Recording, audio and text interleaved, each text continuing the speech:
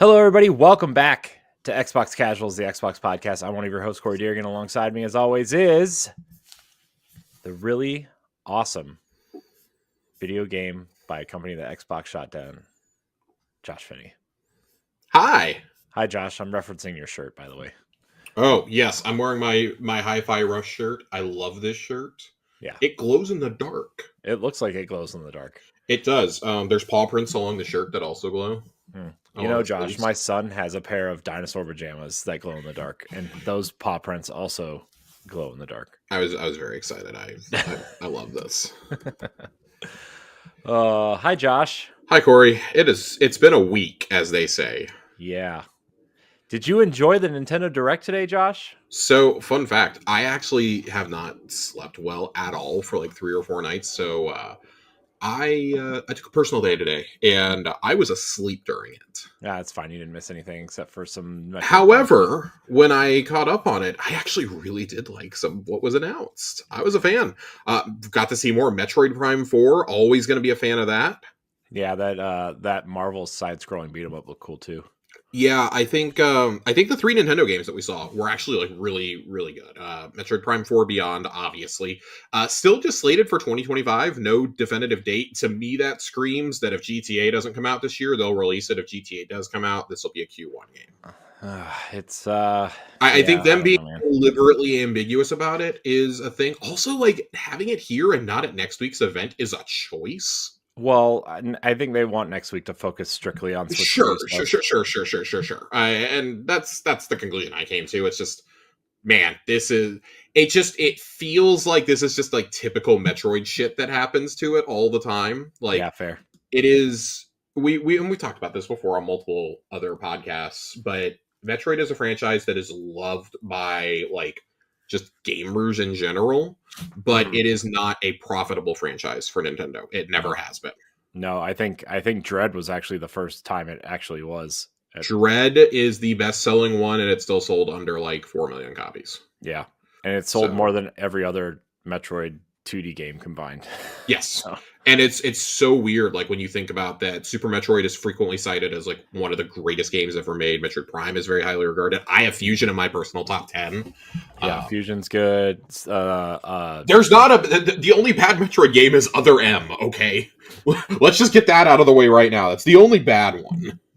I didn't finish it, so I played a little bit of it. I did not own a Wii U, but I was like, oh, hey, Team Ninja, Metroid, it can't possibly be as bad as everybody was saying. Oh, it was as bad as everyone said. It was something.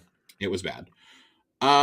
Rhythm Heaven? We got a new Rhythm Heaven. I'm actually excited for that. I like any type of game like that, so... You know who else is excited?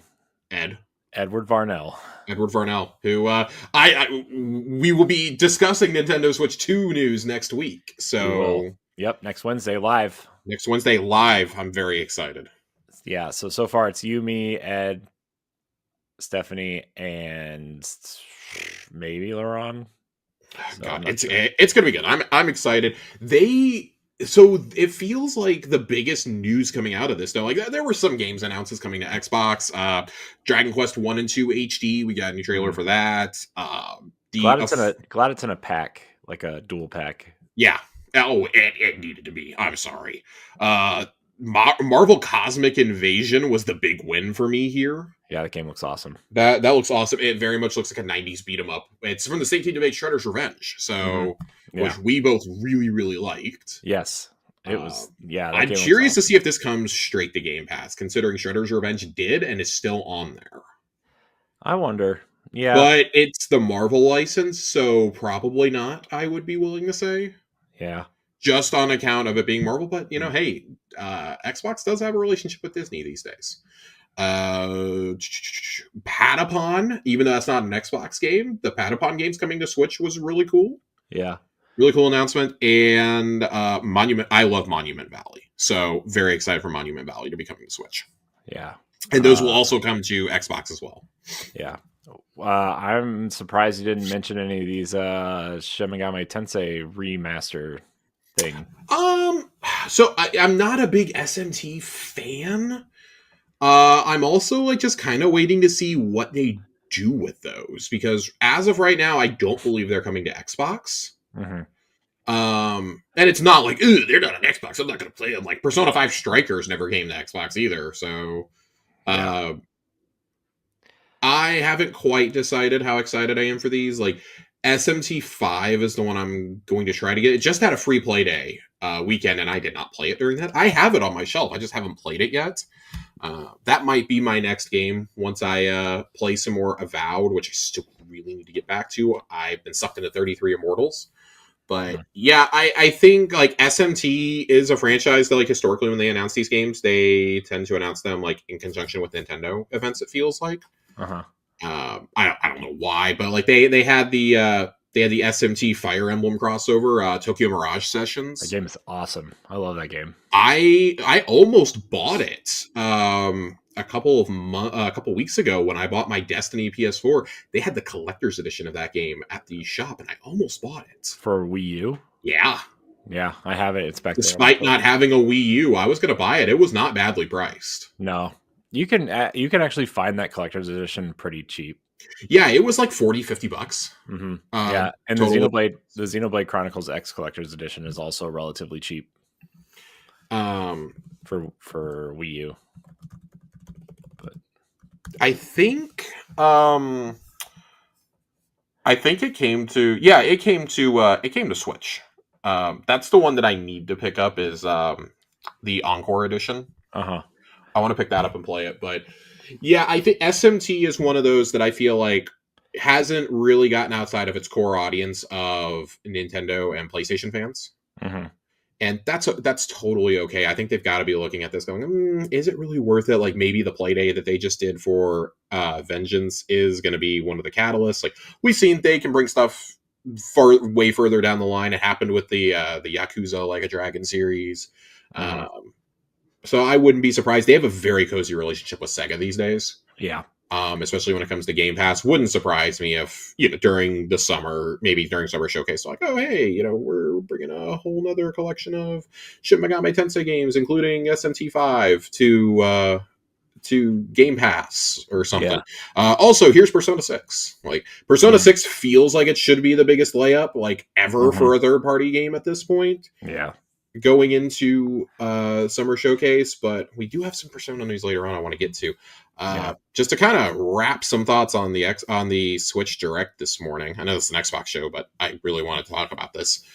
The biggest news for me was the game sharing. Yeah. That's huge. That's pretty much what Xbox wanted to do 13 years ago. Mm-hmm. And Yeah. we're finally at a point in us as a society and as a gaming culture where we're ready for it. Yeah, this is also good for like my kids are really starting to get in the games now, right? And I have two Switches, and they'll probably end up, I'll probably just hand them down to them when the Switch 2 comes out, or Right. like, find a Switch Lite used somewhere for one of them, and like, this will be great when like for like Mario Kart and Mario Party and stuff, like to play remotely or on the way to trips or anything. So Sure. uh, And yeah. I believe that I didn't read all the details on it, but I do believe it's limited to two people can share the license for one game. Is that I read Yep. that correctly? Unless I think if you buy the family plan, it's different. Uh, Or is that as part of the family plan? No, I think the family plan, it's I think it's still one for the family plan. Because I know they said that there's going to be more details coming in April about it. Yeah, they did show three people on the family plan though, and they were all sharing a game, so I'm not sure. I mean, for me, I just need to be able to share it with my partner. But we're really excited because I got tired of buying 2 copies of games. That's part of why we were still buying physical games. This honestly will probably kill me buying any more physical games for the Switch unless it's a collector's edition. Yeah, I actually been thinking about cleaning out my Switch collection, to be honest. Mostly because that Switch 2 is probably going to cost at least $400, and 400 I feel is conservative at this point. I feel like if it meets, and of course we'll know the specs next week. If the specs are reported what it is, I would not be shocked to see this go a little bit higher. Yeah. But 400 feels like the safe bet right now. Yeah. The first one came out at 300, I think. Yeah. $299. Yeah. Yeah, well, I was trying to remember in my mind because I spent like $600 that night Yeah, I did too. between the Switch, the Master Sword version of Breath of the Wild, getting all of the Zelda amiibo that came out, and buying a God, buying the Pro Controller day one was the best decision I ever made. Yeah, I've never put my Joy Cons in the holster to use. I only did it once to see what it looked like. I was like, oh, that's neat. And then like when I only had one Pro controller, and other people wanted to play, like used it. But I mean, I like the Joy Cons. It's just God, the biggest thing you have to do with these new ones is the stick drift. The stick drift has to go away. mhm. It's terrible. Yeah, it's bad. It's real bad, and Nintendo's been really bad about replacing them too. Yeah. But I'm hopeful. I'm optimistic. There's brand new functionality with them.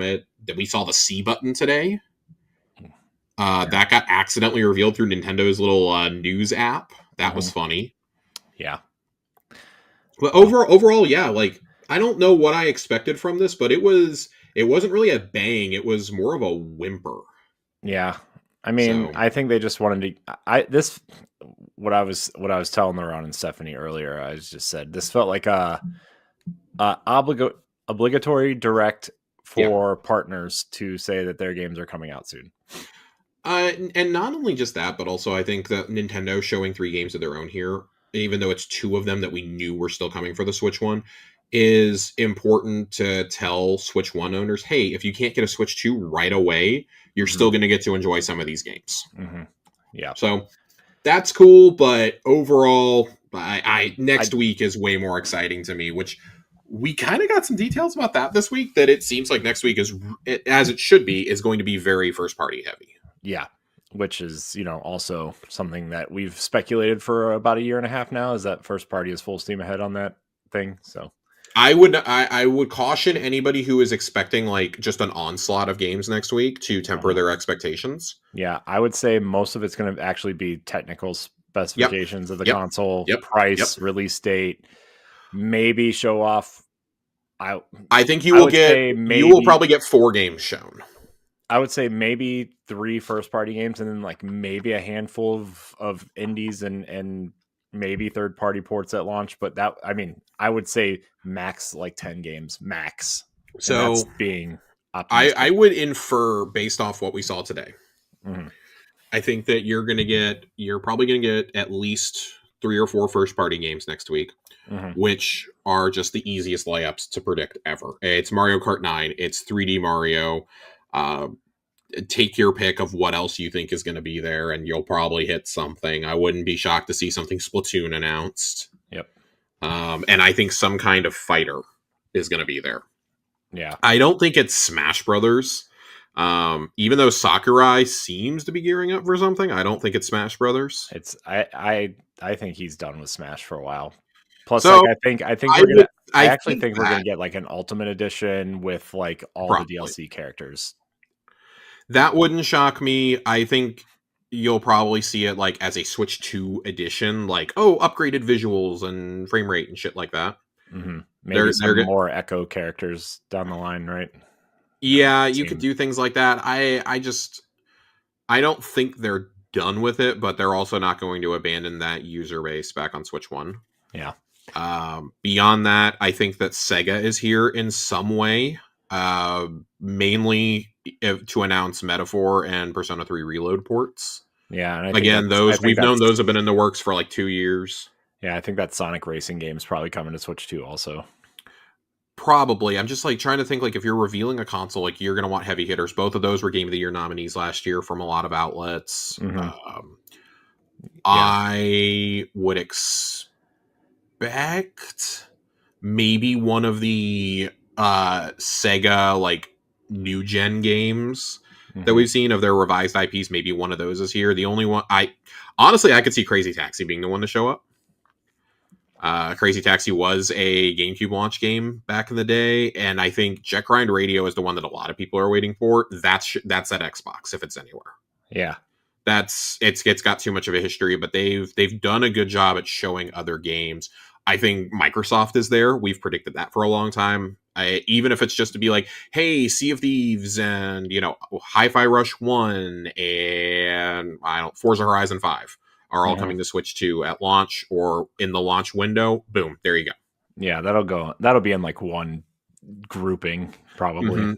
The thing that would break the internet is if the Master Chief Collection does get announced, which we've heard conflicting reports if it's going to be announced here or at some point this year. Maybe Microsoft announces it at their own event. I think it's going to be announced at their own event. I think it'll be announced at their own one too, and I do think it will line up with, they won't announce it until they've confirmed that CE Remake is coming. Yeah. But if that does, and I don't think Nintendo wants that at this particular event, Sea of Thieves and all that, and Forza is fine. Like, Forza will be a big announcement, but that's fine because they don't have a game like Forza on the Switch. Right. Halo would break the internet, though, because that's Xbox's biggest franchise going multi-plat. Yeah. I think a Gears collection is more likely than Halo. Yeah. And even that, I don't think gets announced here. They don't want it overshadowing their own stuff. And that, and Master Chief Collection borderline would.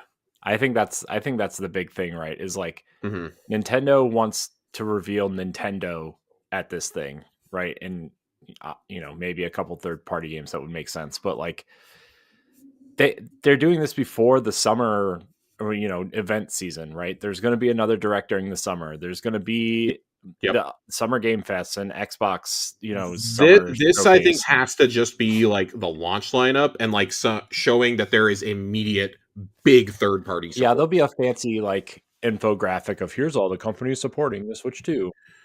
Yeah, I think you got to show something though, because that was one of the biggest things about when Switch 1 got announced was we were like, are there actually going to be third party companies supporting it? We talked about it before that Skyrim was the first one revealed. And that was huge. Even though Skyrim was, 5-6 years old at that point, it was like, oh my God, Skyrim is coming to Nintendo. This is massive. That's a big step forward. Maybe they get EA to show something here, even if it's just announcing that, hey, now that the specs are bigger, we can come out and we can start bringing these over and not have these shit ass versions of EAFC. And 2K saying, oh well, NBA 2K, and it's no longer like something that looks worse than an iPhone game coming over that's completely shameless. Even something like that would be big. So I'm curious to see what happens. It's going to be fun next week. So I do have one thing to say about the Switch thing today that nobody's talking about. What's up? Apparently. And Hot Shots Golf. Everybody's golf. Very, very excited. PlayStation game on this thing. Hot Shots Golf and everybody's golf. Yeah, I'm excited for this. This on the go because Mario Golf on the Switch did not do it for me. No, Mario Golf on Switch was not. Which is a shame because I heard nothing but amazing things about the 3DS one. Yeah. So I'm a little bit bummed out about that. Yeah, I think most of the Mario sports games on this generation have kind of felt like kind of empty, to be honest. I mean, tennis had that kind of campaign thing going on, but it was still not very good.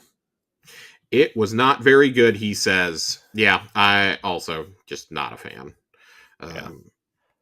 So yeah, it's sad when it's sad when your best Mario spin-off games are Mario Party. That's all I'm going to say. Which is just a weird turn of fate for me.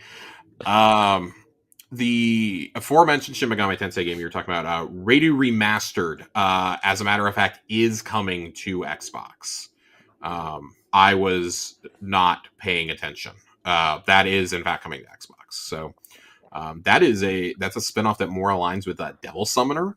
Yeah. So, but again, Devil Summoner spun out of Shin Megami Tensei. Right. So pretty excited. I will play this game, but I don't know when. Because let me tell you something, Corey. We're jumping right on into it. To transition out of the Switch talk, there has been a leaked domain for one of my favorite games of all time coming back. If you played anything from Atlas last year, you knew this was coming eventually. There's been a lot of rumors about it. A domain name for Persona 4 Remastered has been spotted. P4re.jp was registered last week by Atlas 2 years ago, P3RE.jp was registered, and 3 months later, Persona 3 Reload was revealed at the Xbox conference. Or, if you remember more infamously, on Instagram by Atlas West. Yeah.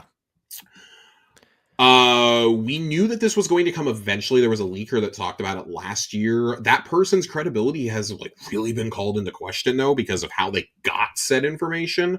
And most of the community has just shunned this person at this point. Mm. But this was rumored last year. I don't think any of us expected it to potentially come out this year, though. I think we all had this pegged for a 2026 release. I think it still will be. I want to be totally clear. I think this is probably going to launch in that, March, April timeframe, early next year. They seem to really love that. My problem with Persona 4 getting a remake, and don't get me wrong, like Golden still holds up to me, but it is very clearly a PS2 game. Mm-hmm. Golden is the Vita version. I should remind everybody of this. We are technically playing a Vita version of Persona 4, which is a PS2 game. Golden is the definitive version of this game, blah, blah, blah. I have problems with this coming out if it comes out before Persona 6. It has been almost 10 years since Persona 5 Vanilla came out. And then Royale took several years to come out, which, I mean, Royale is maybe one of the best re-releases of a game of all time. It is certainly better than base Persona 5, I'll tell you that right now. So this does raise some questions for me, like, okay, you're gonna have to replace the entire voice cast most likely. Like, Yuri Leventhal is not gonna go play, a 14-year-old again. Okay, just straight up. Yeah. I'm cautiously optimistic for this. This game did need a bit of a facelift, but Golden's not bad. Mm-hmm. It's not as drastic of a change as like Persona 3 Portable to Reload. That was such a massive change because you're essentially taking a visual novel in a lot of ways and turning it into that, but with the Persona 5 style of exploration and things like that. So I'm a little curious to see how this will play out. Persona 4 does it. I don't think it does use procedurally generated dungeons, but not nearly as bad as Tartarus in 3. So I'm curious to see what happens there, or if they need to add another dungeon at some point, or whatever. This could be really, really cool. This could be really, really bad. If this gets announced with no Persona 6, then I would be much angrier. Mm-hmm. But if this is announced, say this gets announced at Summer Game Fest, and then 3 days later at Xbox's show, it's bam, Persona 6, or vice versa, then I think I'd be okay with it. Yeah. Just you cannot announce this without announcing another mainline game. You can't give us another spin-off. So help me God, if we get another fucking dancing game, I might actually commit a crime. Where are they dancing this time, Josh? I don't fucking know, and I don't care. And I say that as someone who really doesn't mind the Persona 4 one because it actually had a storyline to it. It works as a de facto sequel in a lot of ways. Did not bother me. It was more of an excuse to spend time with the investigation team, whereas 3 and 5, those definitely were an attempt to get money and that failed. So I say all that to say this is potentially really big. That is one of the most beloved JRPGs of the last 20 years. Interested to see a lot of people I talk to have this as their favorite Persona. So yeah, you're taking a risk by doing this, but at the same time, man, it's been really hard to convince people to go play that game just by how old it looks. Yeah. It still plays good, but it looks fucking old. Yeah. I mean, I think I think a lot of those older games have kind of found when they find new life, they've been either kind of remastered the way that the Dragon Quest and the HD 2D games are, or Night Dive also has done a decent job of kind of modernizing classic games. But you look at Persona, it's oh man, this is yeah. I mean, Atlas has 3 teams. They have P Studio, which is full steam ahead on Persona 6. Mm-hmm. They have Studio Zero, which is working on, just did Metaphor. That was, of course, made by the veteran teams from 3, 4, and 5. Mm-hmm. And then you have the other one, which is really more the Shin Megami Tensei team. What happens with a lot of these ones, the Ryu spinoff that we just talked about, and like Vengeance and things like that is that they are really like more overseen by Atlas. Mm-hmm. Unicorn Overlord last year is a great example of this. Yes. So I wonder if this would still be made in house or not. Persona 3 Reload was largely done as a way to get that team more comfortable with using Unreal and trying to see how it would work transferring uh, Persona's style into Unreal. Mm-hmm. But I believe Persona 6 is still being made on their internal engine. I believe. I don't quote me on that. I don't know for sure, but I do believe that is what I was hearing last. Um, but yeah, really, really exciting news there. I think that's going to be really cool. Uh, Interested to see if they bring that straight to Game Pass, because with how good Reload did, despite being on Game Pass, Reload still had their best sales ever of a game within the first week, and then Metaphor blew that out of the water not even 6 months later. Yeah. So I'm curious to see if they'll follow that approach, or if it'll be like, oh hey, we're gonna give you DLC for free, because that, I'm sure they lost money on that, but Microsoft probably paid them a ton. That was a I'm whole ass sure. expansion. I'm It was a sure whole ass Microsoft paid for expansion. that. And if I'm it's anything to go by, like, yes, Xbox is probably the platform where these games are going to be played the least, but goddamn, they're doing something right over there, because Xbox players just seem to love these games now. That's good though. That's very good. That's very good news that Xbox fans have latched onto Persona and Like a Dragon the way that they have. Yeah. Considering how beloved those games are overseas, and they took a while to gain traction here. You know, the studio boss of the Like a Dragon team said, you know, hey, a whole big reason that we are as popular as we are in the West now, we credit to Xbox Game Pass. Mm. We credit to being on that service. So I expect the partnership to continue. You're never going to see anything like Persona 6 come day one, but I think something like Persona 4 Remastered would be something that could show up. Another rumor that was going around last year was that this is the one that excited me more, is that 1 and 2 are being not remade but remastered to release on uh, current consoles, because those, the last time they were made available was the PSP. Mm-hmm. And if you have a PSP and you're thinking, oh, I'm going to go play these games, hold up right there. Those games sell for hundreds of dollars at resale shops just for the UMD disc. Mm-hmm. God forbid you find it in an actual box, it's going to be even worse. So, because I mean, that was well before they were popular in the States. Yeah. That was around the time that FES for Persona 3 would have been coming out on PS2. So, that being said, still excited, still wanting to check that out. But we'll see. Our next story, Corey, this is one that I think excites you. Oh boy.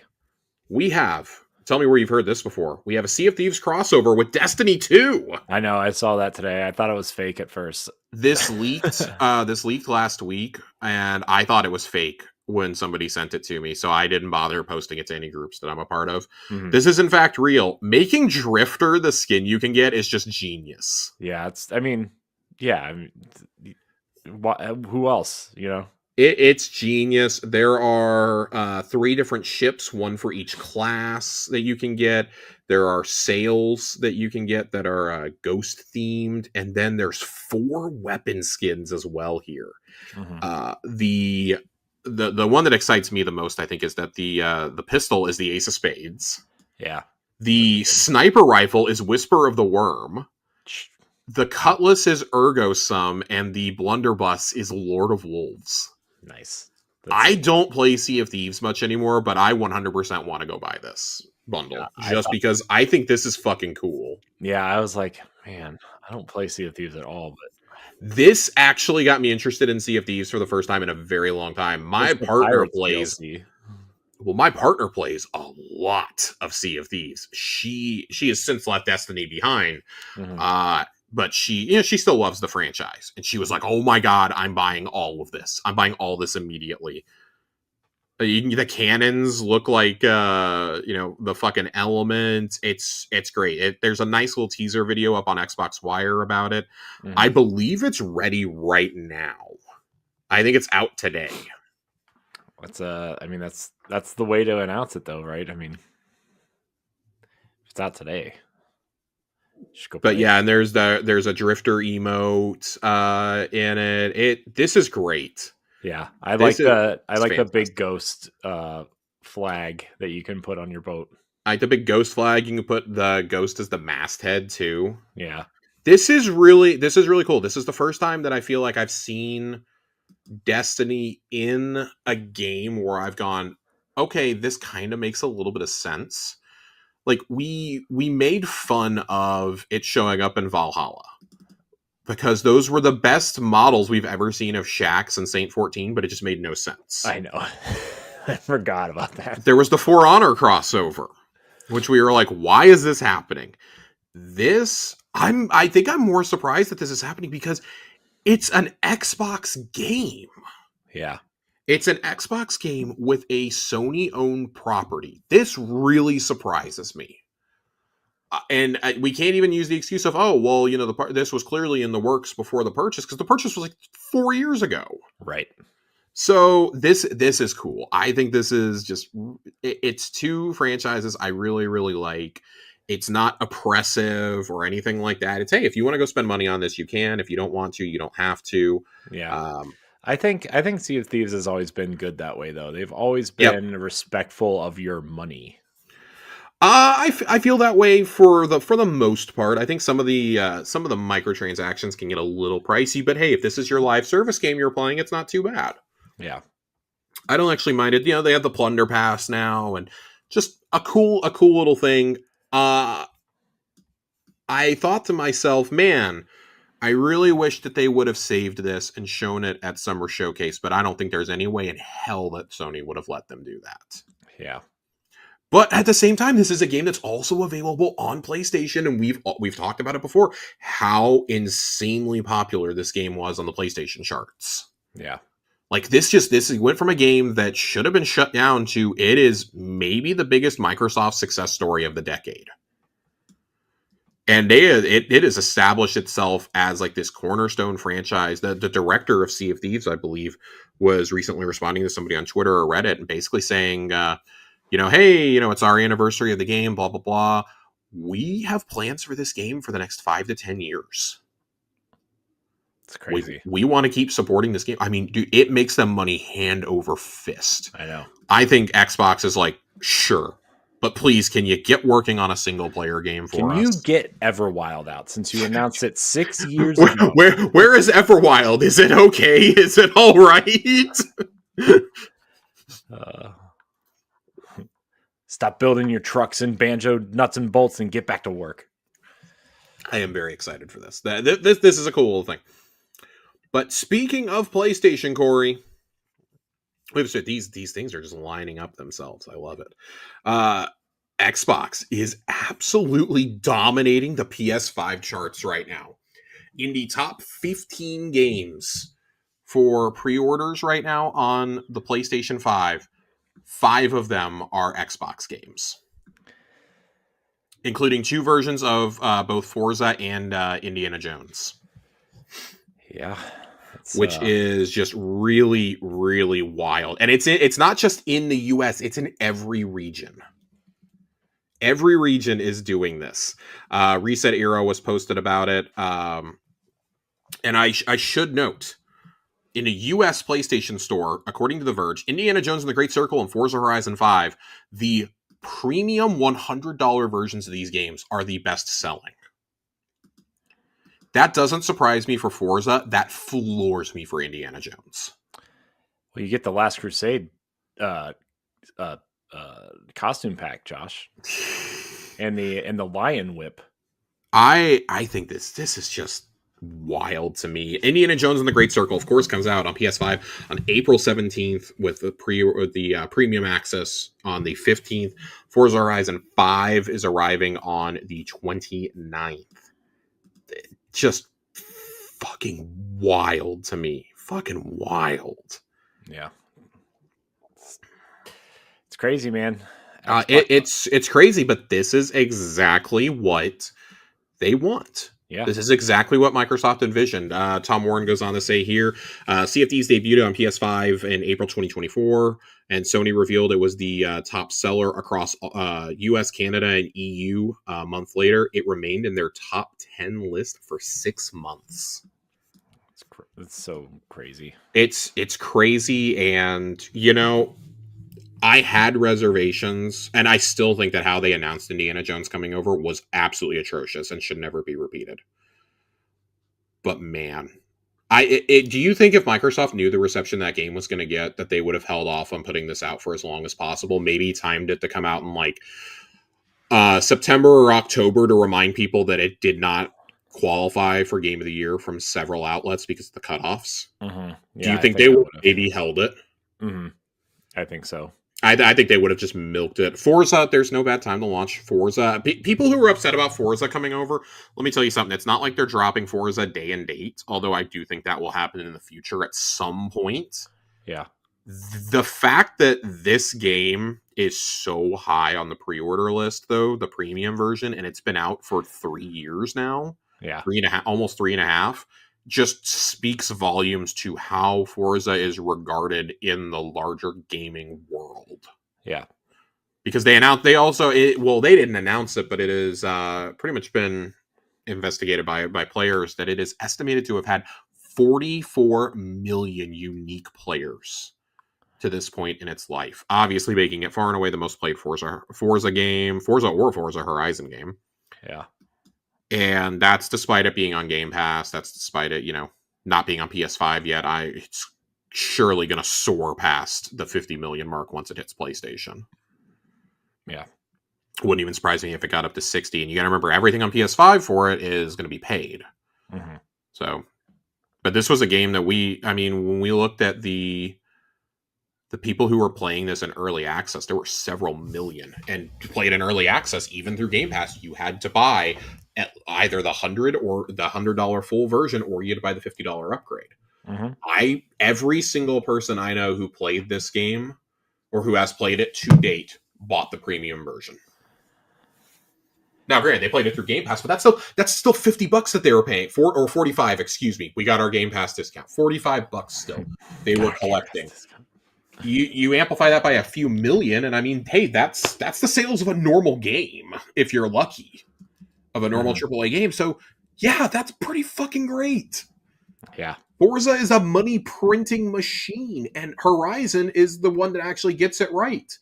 The switch happened last generation between which one's really the premium version of Forza. Is it Motorsport or Horizon? It's Horizon. Mm-hmm. Now, do I think Forza Motorsport would do numbers on PS5? Sure. Yeah, but they have Gran Turismo. Yeah. Which is not without its own problems. But still, and that's why I do think the current Forza Motorsport probably will come either later this year or sometime next year. I anticipate it coming over. That has not done the numbers it needed to on Xbox. Mm-hmm. But they've made a lot of strides to make it better since launch from everything I've heard. I'm not a big sim racer. I prefer something like Horizon or Need for Speed. Right. So, yeah. Super thrilled for this. Playground has to feel great seeing this. And also, Machine Games. Machine Games has to feel so much validation right now. They released a Game of the Year contender, and they're finally getting they got recognition with their first Wolfenstein game, but it seemed like they didn't really get a lot of credit for Old Blood or New Colossus. And then, of course, we all know how Young Blood went. Yeah. So it's now they got Indiana Jones, and they had to prove to people that Indiana Jones was going to be good. People are like, ugh, an Indiana Jones game? We have Uncharted. We have Tomb Raider. Right. And then then people started scrutinizing it for being first person, including me, Yeah. Why would noted hater Corey? Yeah, why would you make Indiana Jones a first person game? But yeah, God, the result is arguably the Game of the Year. Yeah, yeah. If Metaphor didn't come out, this would have been my Game of the Year. I will 100% admit that I was wrong about the first person thing, right? Sure. That was my biggest fear, right? So, as somebody who loves Indiana Jones, yeah, Corey is the biggest Indiana Jones fan that I know by far. So if it's got his stamp of approval, yeah, we've played a lot of bad indie games in our lives. Yeah, a lot of Yeah. We frequently cite Emperor's Tomb because it's about the only one we can cite. Don't forget the Staff of Kings for Wii. Never played it. Josh. Never played it. You don't need to. It's pretty bad when we have to point to a 2003 Xbox game and to some Lego Indiana Jones games as like the best things that we've gotten. Oh yeah, I forgot about the Lego games. So it's been a rough go for us over the years, but thankfully we're finally coming out of it. Yeah. Looking to see what else. Where do I want to go next with this? Fun fact: no reference of no reference of Nazis in the Lego games. Yeah, gee, I wonder why. They're just the bad guys. I wonder why. It leads to what's that show? Somebody he goes, "What's a Nazi?" And the adult is trying to explain what it's The Office. Michael Scott's like, oh, they're just Nazis. And the kid goes, it's the day take your child to work day. What's a Nazi? And Dwight starts explaining to him what the Nazis were a fascist movement. Don't tell the kids about Nazis. God, that's how I feel with this. Yeah. All that aside, let's get into our next story here.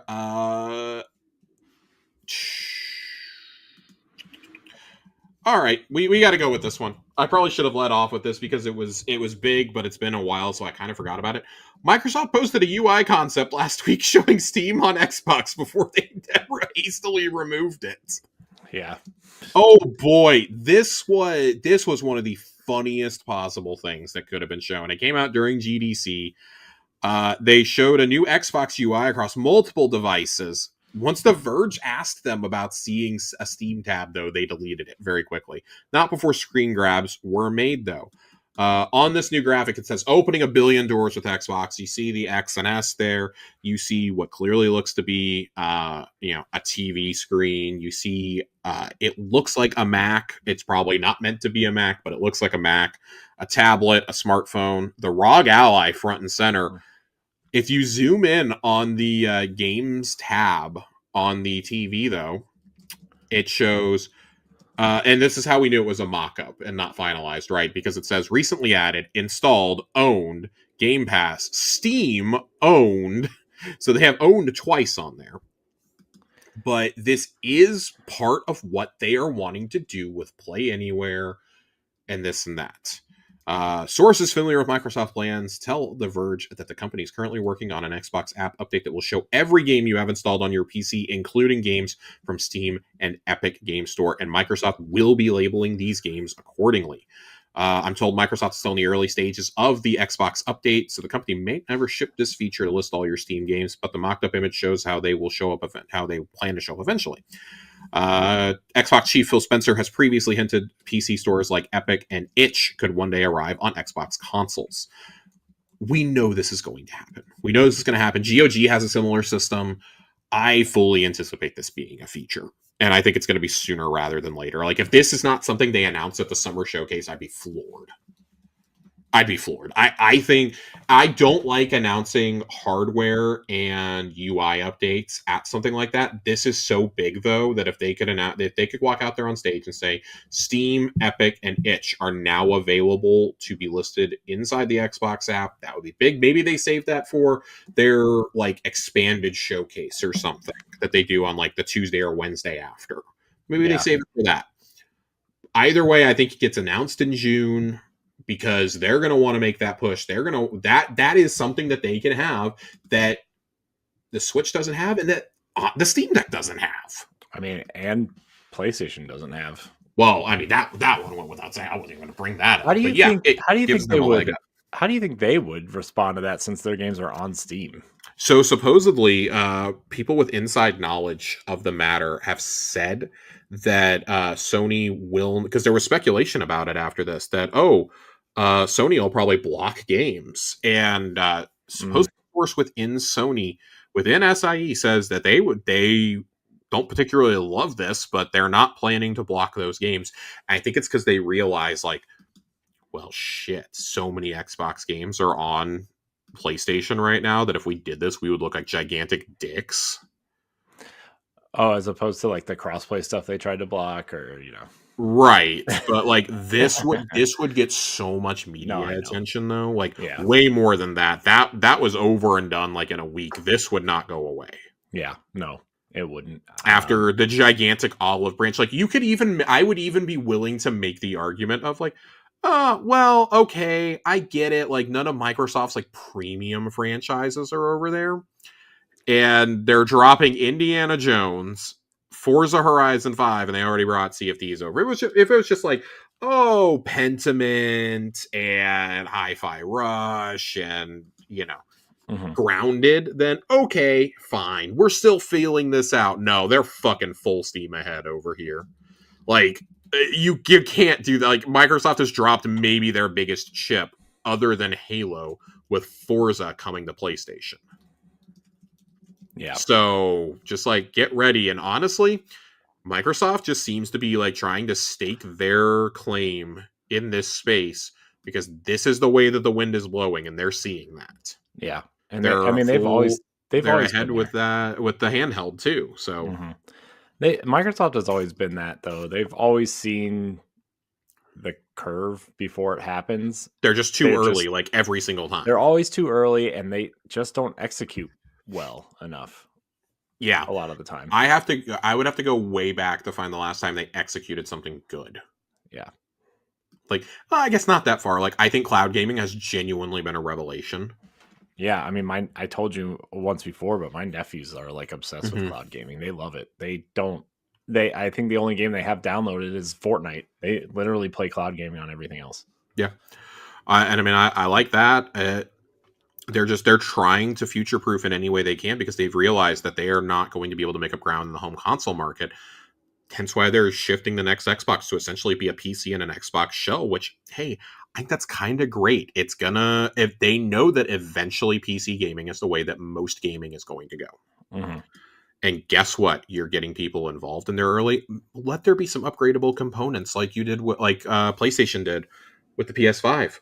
Let me upgrade my hard drive in it. You know how big it would be if they sold kits that were like, hey, go install your own. Like, here's how you install more RAM in your console. Mm-hmm.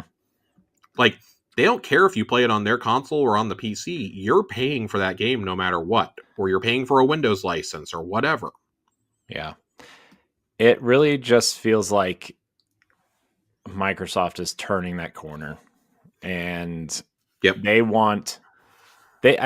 I feel like they want to be just in the PC space, and they're going to create a user-friendly PC to sit under your under your TV, and it's Which going is to fine with me. which is going to be branded Xbox, and Sure. they're gonna figure out how to work the backwards compatibility of current Xbox consoles into their Windows 12. I That's guess that the would big be one for me. that's Is you like have to do that. once they do that, then it's over, right? Yep. In terms of just like a traditional console from Xbox. So they just want to be in that space. They'll continue to make hardware, but it'll be similar to like, oh, well, they have Windows, right? But a lot of people make desktop PCs or laptops, right? But they also have their Surface line, you know, Yeah. the Xbox brand will just be their, gaming brand, I guess. Or they'll Right. partner with someone like Asus. They seem to have a really good partnership with Asus, right? So Yeah, it's been reported for a little while that Microsoft will probably outsource the production of whatever box they make or their handheld to somebody else. I don't know if that will be with Asus necessarily, but it mhm, does feel like that's the way that the tea leaves are starting to be read. mhm. Project Kenan, whatever it fucking is, that Jez Gordon was reporting on a couple weeks ago, and we talked about on this last episode. It feels like that is the testing ground to see if people are actually interested. Mm-hmm. So, and if you are, great. Then we can pull full steam ahead. I think that the first wave of these will still be made in-house. But this next generation, make no mistake, this will be the last generation Xbox personally makes themselves. Yeah. I think that they will continue to keep somebody on like Jason Ronald as leading like device development with partners. and you'll start seeing like that made for Xbox branding or something, or they'll partner with Asus to make sure that the Xbox guide button is on there. Like that's the big thing, I think. And you'll see those like green stickers that they have been putting on like monitors and stuff, right? Built for Xbox or whatever. Mm-hmm. Which really is just the way to ease those of us with apprehensions about PC gaming into this space. Mm-hmm. And they're going to be like, hey, we shoved really great specs into this handheld. You don't actually have to go PC, but you're going to get access to these other stores, because I can't imagine GOG is not a part of this also at some point. You'll have access to like the 4 biggest stores on the net. Mm-hmm. Including Itch, which is incredible for finding some indie games, right? Mm-hmm. And like Xbox can help facilitate that too with ID at Xbox also, right? Sure. I would be shocked if they didn't have their own like ID at Xbox section, but they have to completely redesign the store because the store sucks. Mm-hmm. It sucks. But all 3 of the platforms for consoles suck with online stores. They're all bad. I don't know, man. That Switch one's pretty good. That Switch one's pretty shit. That thing has lagged since 2017, and it's only gotten worse with time. And it's also just... At least Xbox doesn't have a bunch of shovelware shit. Or at least as much of it. Yeah. There is a lot of that on PlayStation and Switch especially. Switch is terrible about it. So it does give me hope that like, oh, if you have something like that, like, okay. And also like, you can just like kind of deal hunt for who's going to have the best deal on a game, which, spoiler, a lot of time it's Steam or GOG. Nobody cares about the Epic Store except for Fortnite.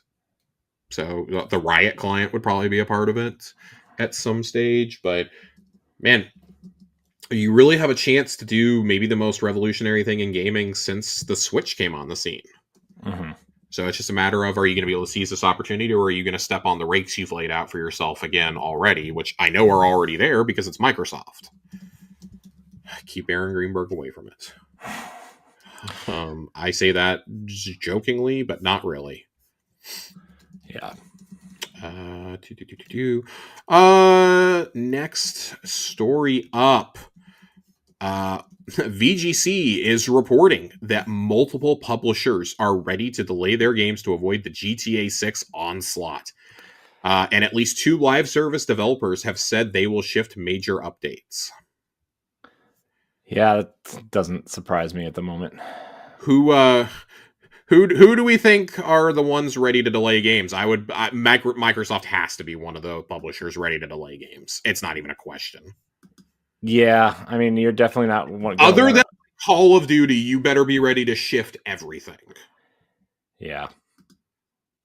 Yep.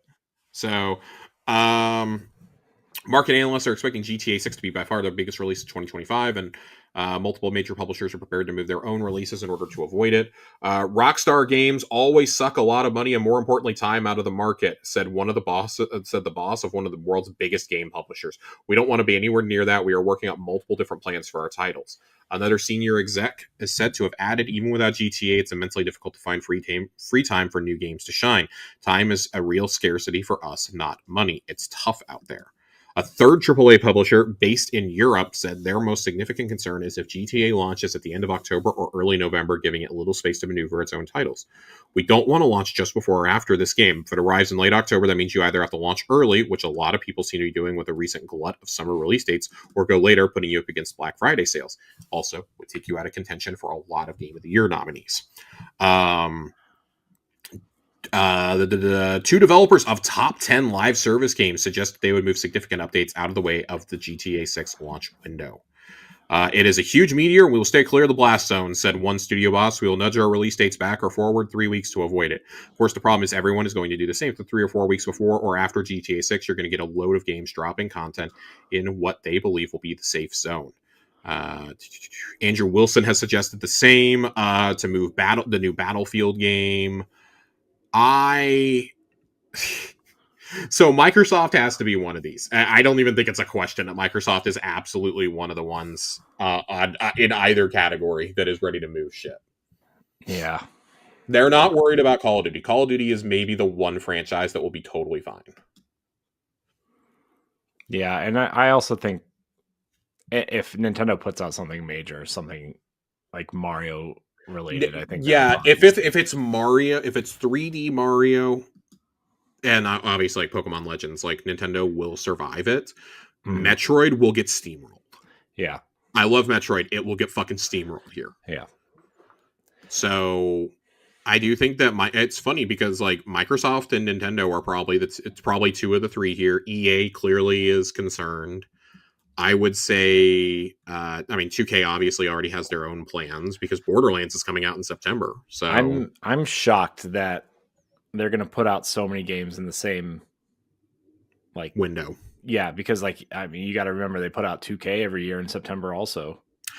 2K is another one of those though that like it's going to survive no matter what. It's going to do its I know, sales. but usually the sports people that also play GTA, Oh, I know. GTA is one of the very few franchises that like transcends pop culture Yeah. for games. So like again, like the estimates is that it's going to pull in over 1 billion just in pre-orders alone. Yeah. That's insane. So Will you yeah, be pre-ordering GTA, Josh? yes. Yes. It's unless it somehow costs more than $70. Yeah, I don't I think do so. believe this will be I mean, obviously, this is going to be a $70 priced game. There was speculation that it was going to be 100, and I have said that I will not pay $100 for this game. No. It better come with like tons of shit for GTA Online if I have to spend that much. But GTA 6, I will 100% be there. I'll pull up day one. I've never bought a GTA game on day one. Yeah, I never have either. I Well, I haven't. lied. I got Vice City. I think on. I got GTA 5 when it first came out on PS5 because it came with my PS5 in that holiday bundle. Hmm. And then I promptly turned around and sold it so I could buy other PS5 games. Hmm. So I never played GTA 5. I I have a lot of opinions on GTA 5. I think GTA 5 is a really really solid game. I actually really like the storyline of GTA 5. I think that the three characters are fascinating, but everybody comes away from it being like, "Ah, Trevor, Trevor." So you don't like Trevor at all. I think Trevor he's an interesting dynamic to have in that, and I totally understand the story that he has, like with Michael and Franklin. But like Franklin is like the real damn. I really like this character of GTA 5. Mm-hmm. Um, so I do like it. I've obviously played through the whole storyline. I've gone back and played a few missions here and there that I just really liked and I wanted to play again. Mm-hmm. Um, some of the earlier heists with all three of those guys are just a blast. But yeah, I played a lot of GTA Online when it came to Xbox One. I played a lot of it. I played a lot of GTA 5 during COVID because it took it coming to Game Pass for me to finally play it. Hmm. It came to Game Pass right around the beginning of COVID, and that's when I played through GTA 5 story, and I was like, damn, this is actually like pretty good. I hadn't played a GTA game. I skipped 4 entirely. I hadn't played a GTA game since San Andreas. So it was kind of weird coming back after like 15 years. And then I played a lot of GTA Online for those first 5, 6 months of COVID. I played a lot of that in Sea of Thieves, funny enough. Crazy. I Yeah, never. I played with a whole group that was really into heisting, and it was a blast. Now, part of it was they had all the shit for the heist, so it was a lot more fun. It wasn't as Right. hard. It was a Right. lot. Flying motorbikes shooting rockets are a little wild, Yeah, it seems like it would make it a little bit more fun, huh? just a little bit. But I really did like the heisting element of GTA Online. That's the only thing I cared about in GTA Online, but it was fun. I liked that. Um, yeah, I'll pull up day one for this. It's going to be the biggest game of the year. Why wouldn't I be there? I mean, that's fair. It's funny because there's so many other games I'm excited for, like Ghost of Yotei, and this was just like far and away going to be the most anticipated game for anybody this year. Yeah. So we will see how that one goes, but that was big. It should be noted, going into our next story. This story was broken by the Game Business, which is a brand new outlet from uh, former GamesIndustry.biz editor Chris Dierig and Jeff Keighley. Ooh. Boy, I don't know how I feel about this one. I Seems love like a Chris little bit of Deering. a conflict of interest, huh? Chris Deering is maybe the best writer on the actual business of games that Yeah. I've ever read. On the numbers and stuff, if he's reporting, numbers and things like that, I believe him over just about anybody else. Mhm. That being said, I don't really love the idea of Jeff Keighley bankrolling this. I don't love it. Yeah, seems a little. And that's after I'm saying that, like, I am a big fan of Jeff Keighley's old work, like Final Hours. Huge fan of Final Hours. Yeah. Those are like the like OG looks at game studios. Like, I love those. I love those. I liked a lot of the content he did with G4 back in the day. I think the Game Awards is an abomination. And I think it is an embarrassment to an industry that desperately wants to be seen as serious. Yeah, it's interesting to say the least. So that being said, I am very excited about Chris himself. Chris is probably again, like I can't even say probably, he is one straight up one of the absolute best writers about the actual business of games that Mhm. there is. Him doing a couple shows a week is a big deal for me. He's going to get great interviews. I know that. Like Chris is somebody that when Chris talks about something, I pay a lot of attention. Mhm. So I'm excited. I've followed Chris for quite a while. I've been a fan of his work. Going back to when he joined the games industry. So yeah, he used to do one of the things that he used to do at games industry was best place to work awards, and just something out of his initial newsletter says that was his proudest project. There was so much legitimate criticism leveled at game companies for toxicity, crunch, and poor diversity. I wanted to find the businesses that were doing things right and have them share their expertise with everyone else. I'm grateful to my old bosses for letting me do that, but year over year I've had less time to do those things, so I've taken a risk, walked away from the best job I've ever had, and started from scratch.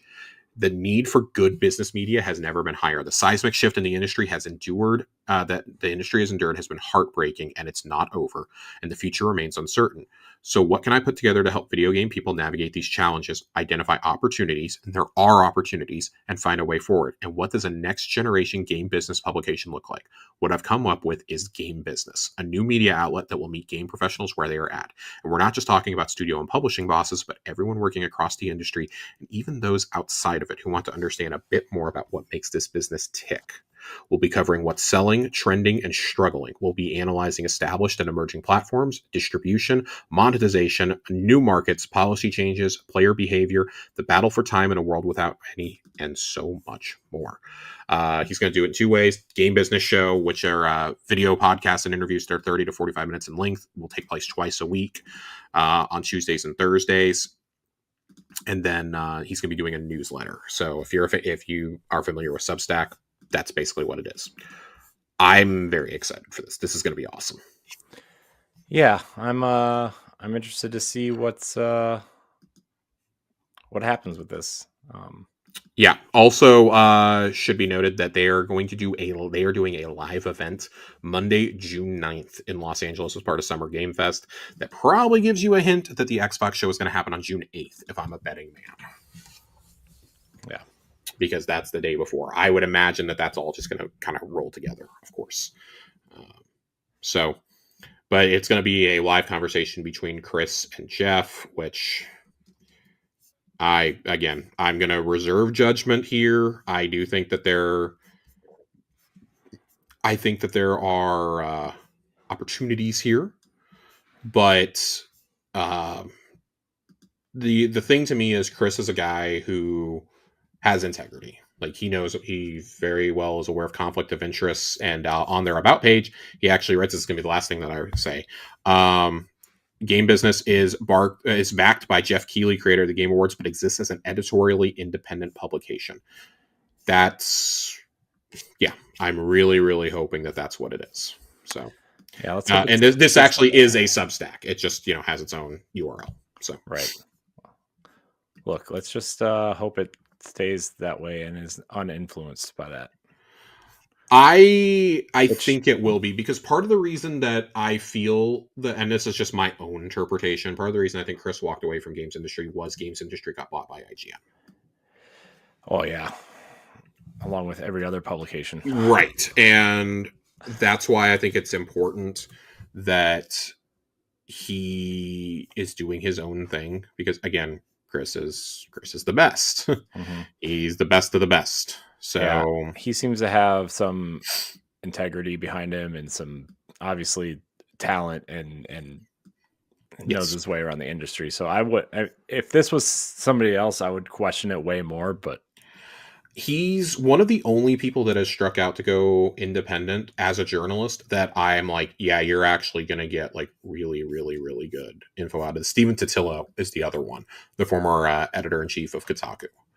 We talk about him all the time. He's always got stories that we're reporting.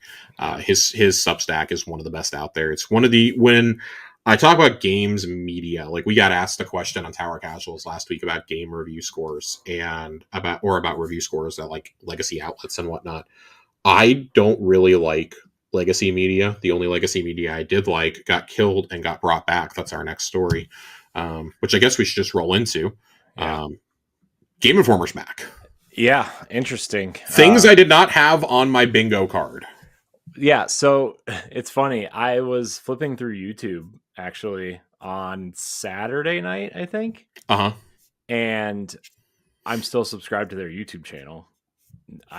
Just because I'm too lazy to go in and unsubscribe to stuff. Sure. But like there like the last thing that was posted was a short, and I'm like, I scrolled by it the first time. I'm like, okay, whatever. I'm just gonna keep going. And I scroll back up to look for something else, and I stopped there and looked. I was like, this was uploaded 4 hours ago. I was like, what's going on? And then I on Blue Sky, I saw a couple Game Informer people that I follow like start liking it and whatever their version of retweeting is, and I was like, huh. Are they really coming back? Because I had heard the rumor that they were pitching either Game Informer or a magazine like Game Informer around to try to keep that team together, right? Sure.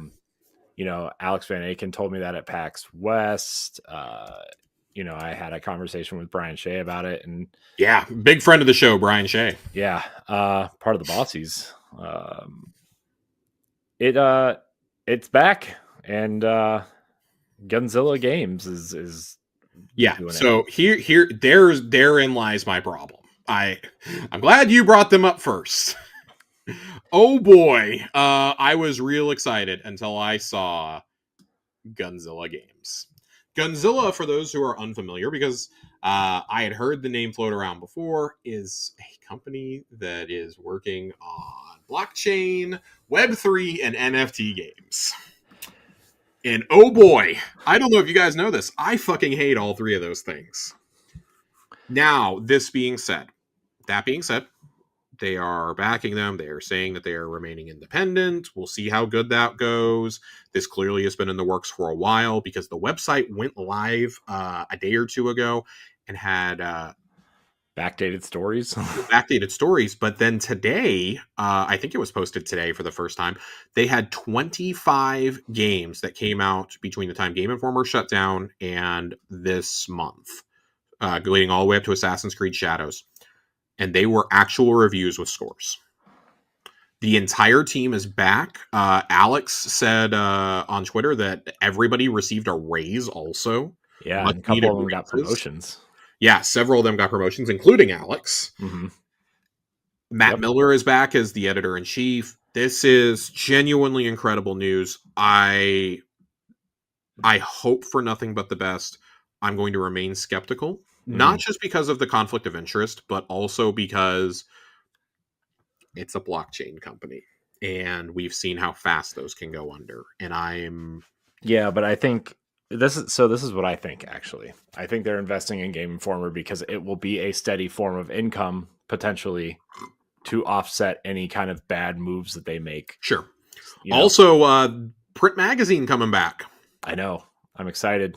I'm very interested to see, because I don't think this is going to be a monthly thing. I think this will probably shift to being quarterly, which is totally fine for a physical magazine in today's day and age. Yeah, and it seems like they're going to focus more on interviews and features and stuff in the magazine. Sure. This is all things that They are don't have to sell secondhand, right? products as much as they did when they were attached to GameStop. Let's just call Right. it what it is. And it looks like they're going to maybe focus more on like video stuff, which is Yeah, probably if you're better. retaining your entire video team and giving a guy like Alex, who fully deserves this, by the way, Oh my gosh, yeah. a promotion, that's pretty important, I would say, for your Mhm. video team. So I'm stoked. I'm very that's 2 outlets in a week that we've had announced that I'm going to be cautiously optimistic about, but I really love the leadership at both. Mhm. So, I mean, with Matt and Brian still leading Game Informer, that gives me a Mhm. lot of hope there. I don't think that if they felt there was a conflict of interest, I don't think they would have stayed. Yeah. I want to be honest. Those guys are very, they're on it. Yeah. I always felt like Game Informers, I mean, for the last decade at least, even longer, like I always felt like that team, despite the reputation of GameSpot and GameStop, was always like they were always true and good. Like they had good intentions all the time, right? Like I it still don't felt know like if that. you've had a better EIC in games media in like the last 20 years than Andy McNamara. Yeah. So, and Andy was a guy who came up from within. Yeah. I mean, He's he talked started about there. it a lot, that Yeah. he tweeted about it this week, how surreal it was that the Sonic the Hedgehog account was welcoming Game Informer back with a shot of the very first Game Informer ever, which was a cover story on Sonic. Yeah. And he was just like, this is such a huge full circle moment, because he had been working at GameStop and then started writing for Game Informer, was the editor in chief like within a year or two, and stayed there until he left to go work for EA. Yeah. He's still there, right? Yeah, he's still at EA. Andrew Reiner, who had been there almost as long as him, took over as the editor in chief for about a year or two, and then he left for Gearbox. He's still there. Mm-hmm. So Matt Miller is just like the third editor they've ever had, and Game Informer is a place that retains their people. Like, short of this fucking GameStop layoffs, they retain their people. Yeah. So, People don't leave on their own volition. no, and for what it's worth, games industry was very similar to that. Yeah. As well. Rebecca Valentine, we talk about her stories a lot. She went to go work for IGN. She got her first big gig in games was writing for games industry. Mm-hmm. So, yeah, very, very excited for both of these outlets. I've signed up for the Substack for game business, and I've signed up to get information on Game Informer. Obviously, Cool. we're very excited to have them back in our stories. Yeah, cool thing too is like you can go look at if you have a Game Informer account, not even a paid one, you can go look at the last 130 issues for free on their website. Yeah, which is cool. That's 10 years of Game Informer. Yeah. So I really love that. I think it's going to be harder, obviously, to get further issues back, but I would really love to go back and be able to read like some of the stuff from around the launch of the GameCube and Xbox, because that was when I first started reading Game Informer when I was 9 years old. Mm-hmm. Probably not something you should have been giving to a 9-year-old. Yeah. There were a lot of advertisements for, well, let's just say video games were marketed way differently in 2001 than they are in 2025. Yeah, they were. I learned what a booth babe was a little bit too young in life. Were they handcuffed to DSs or whatever Nintendo had out at the time? I mean, this would have been the GameCube reveal, so no. But that's how I learned about Zelda. That I reference the Halo Combat Evolved review every chance I get. That's I thought you were gonna say you were gonna reference the Halo booth babes. Remember that? No. I remember, but like hearing like stories of E3, and I was just like, oh, that's weird. Like I don't remember who wrote it, but it was one of the guys who had been there forever, and it just shows you how much games media has changed. But like talking about like pissing in sinks at the E3 bathrooms and stuff because like they were so filled up with like people getting sick from like parties and whatnot. And it's like, oh, thank God that like this frat boy culture has disappeared in the last 25 years. So for the most part, in some places, in some yeah, let's not even say for the most part. Like in some places, it has. So yeah. Overall, though, really excited for these two legacy publications to be coming back. Well, for a new publication and for Game Informer to be coming back.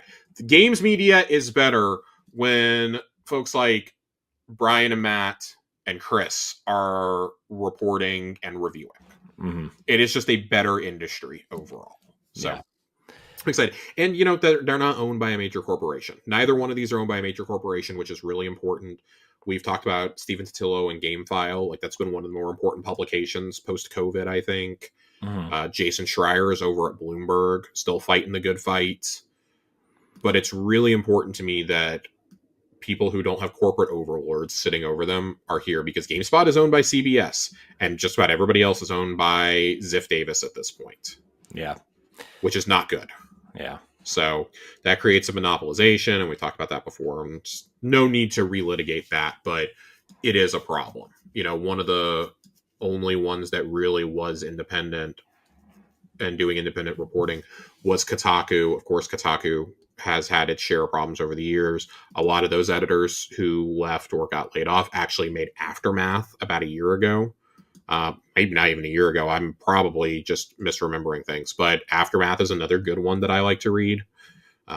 They do really good features over there. So yeah, support independent games media. Yeah. We talk about this all the time. You know, you don't like scores. You don't like, IGN said this, even though it's like 15 different people that you're talking about in regards to scores on a series. Like, good, go support independent media like this. Josh, I have one important question about Game Informer. Hit me with it. What will be their first super replay? Jesus Christ. I hope they revisit Blue Stinger. It's my favorite one. I hope they just pluck like some really obscure like Super Nintendo game. Like, they have so much stuff that they can go and cover now that has happened. I did like that they had a 10 out of 10 thrown in into all this, and that was Astrobot. Yeah. Some of the quick reviews that I read, Astrobot got a 10 out of 10. Avowed got an 8.25, I believe. Metaphor got a 9. And Assassin's Creed Shadows had an 8. So, yeah, just thumb through some reviews real quickly. Just clicked on a few that I was like, oh, hey, I've either enjoyed these games or, you know, there's a lot of discourse around these, what they get. So, Indiana Jones and the Great Circle got a 9 as well, I believe. Is Game Informer recommended? Not arguing that. No, not at all. Not at all, my friend. But they are already back to work publishing stories. There's a lot about the Nintendo Direct today. And it's great, man. It's great. I'm so happy that they've done this. Yeah. But yeah, it's pretty brutal that the last story that they published before coming back was the Bungie layoffs. And then the next one is the Control multiplayer spinoff on March 24th. So that's crazy to me. That's absolutely crazy. Yeah. Yeah. Yep. Other games they gave really good reviews to. I'm just scrolling through these real fast. Kingdom Come Deliverance 2, 9.5. Citizen Sleeper 2, which I'm very excited to play and I need to get to, 9.5. Donkey Kong Country Returns, 8.75. Indiana Jones, 9. Marvel Rivals, an 8.5. Veilguard was an 8. Sonic Shadow Generations, 8.5. Batman Arkham Shadow, 8.75. Neva, a 9. Silent Hill 2, 8.75. Zelda Echoes of Wisdoms, 8. Mouthwashing, 8.75. Trying to find anything else. Space Marine 2, an 8. Of course, we just talked about Astrobot, got a perfect 10 out of 10. Star Wars Outlaws, 8.5. They have been really clear on a lot of these, though, that all of these, if they had updates at any point, it is the most recent version of the game that they reviewed. Mm-hmm. So they basically were like, there is no fair way to do this, essentially. But that was how they could do it. And, last but not least, certainly not least, Monster Hunter Wilds, 8.75. So, very, very, very excited to see Game Informer back and to see Chris's new outlet. All right. we have a few more things to cover here, Corey. I'm going to try and make these as quick as possible. I think we got two more stories. Quite a beefy show tonight. Quite a beefy show. I think we got one more. We got one more big story, and then we've got some Game Pass stuff to talk about. Ubisoft has, in fact, sold a minority stake to Tencent and has created a new subsidiary. Great. Tencent owns 25% of it. Yves Guillemot wrote an internal memo that Insider Gaming and Tom Henderson got a hold of. It is a 1.16 billion euro investment. The terms of partnership are straightforward, and this is all directly from Yves. We will establish a dedicated subsidiary within Ubisoft that will bring together our three most powerful franchises, Assassin's Creed, Rainbow Six, and Far Cry. This subsidiary will gather the teams working on these brands primarily in the studios of Montreal, Quebec City, Sherbrooke, Sangoe, Barcelona, and Sofia. Tencent will be a 25% shareholder of the new subsidiary with the aim of boosting these franchises so they become undisputed global icons. The historic agreement is, above all, a recognition of the extraordinary work you've been doing for years. The value of these three brands directly reflects your individual and collective talent and efforts, which have allowed us to create these blood franchises. Okay. Sounds like a... yeah. This is rough. That's a memo. The top comment I saw on the Reddit thread said, guess everyone not working on those three IPs should probably start looking for alternative employment. I agree. I agree because this is rough. Somebody else listed out active IP Ubisoft is left with. Active, I would say, is something that's had a game in probably like the last 8 to 10 years. It's a rough list.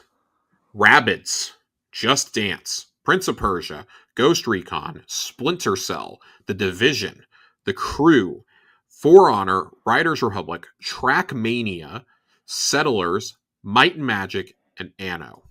I do not know what at least those last 4 or 5 are. I have no idea what those are.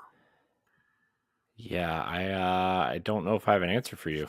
I don't know if I want an answer. Dormant IP they are left with. Rayman, Watch Dogs, Brothers in Arms, Driver, Trials, Call of Juarez, Immortals. Remember Immortals?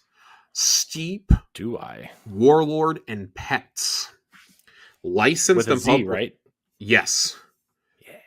Licensed and published projects Ubisoft is left with. Monopoly, Uno, Avatar, Brawlhalla, Invincible Guarding the Globe, and Star Wars Outlaws. And Collective Fever Dream Ubisoft has is Beyond Good and Evil. I thought that was fucking funny when I read it. This is rough. This is really rough because I don't know what you do if you are working on one of these franchises, like, I don't know what you do. I think they just start selling these off. Yeah. Because out of these, like, what do you actually think they would do another game of? Like, they keep saying they're going to do Splinter Cell, but they're not. They'll probably do another Ghost Recon. Just Dance is dog shit, but still makes them some sort of money.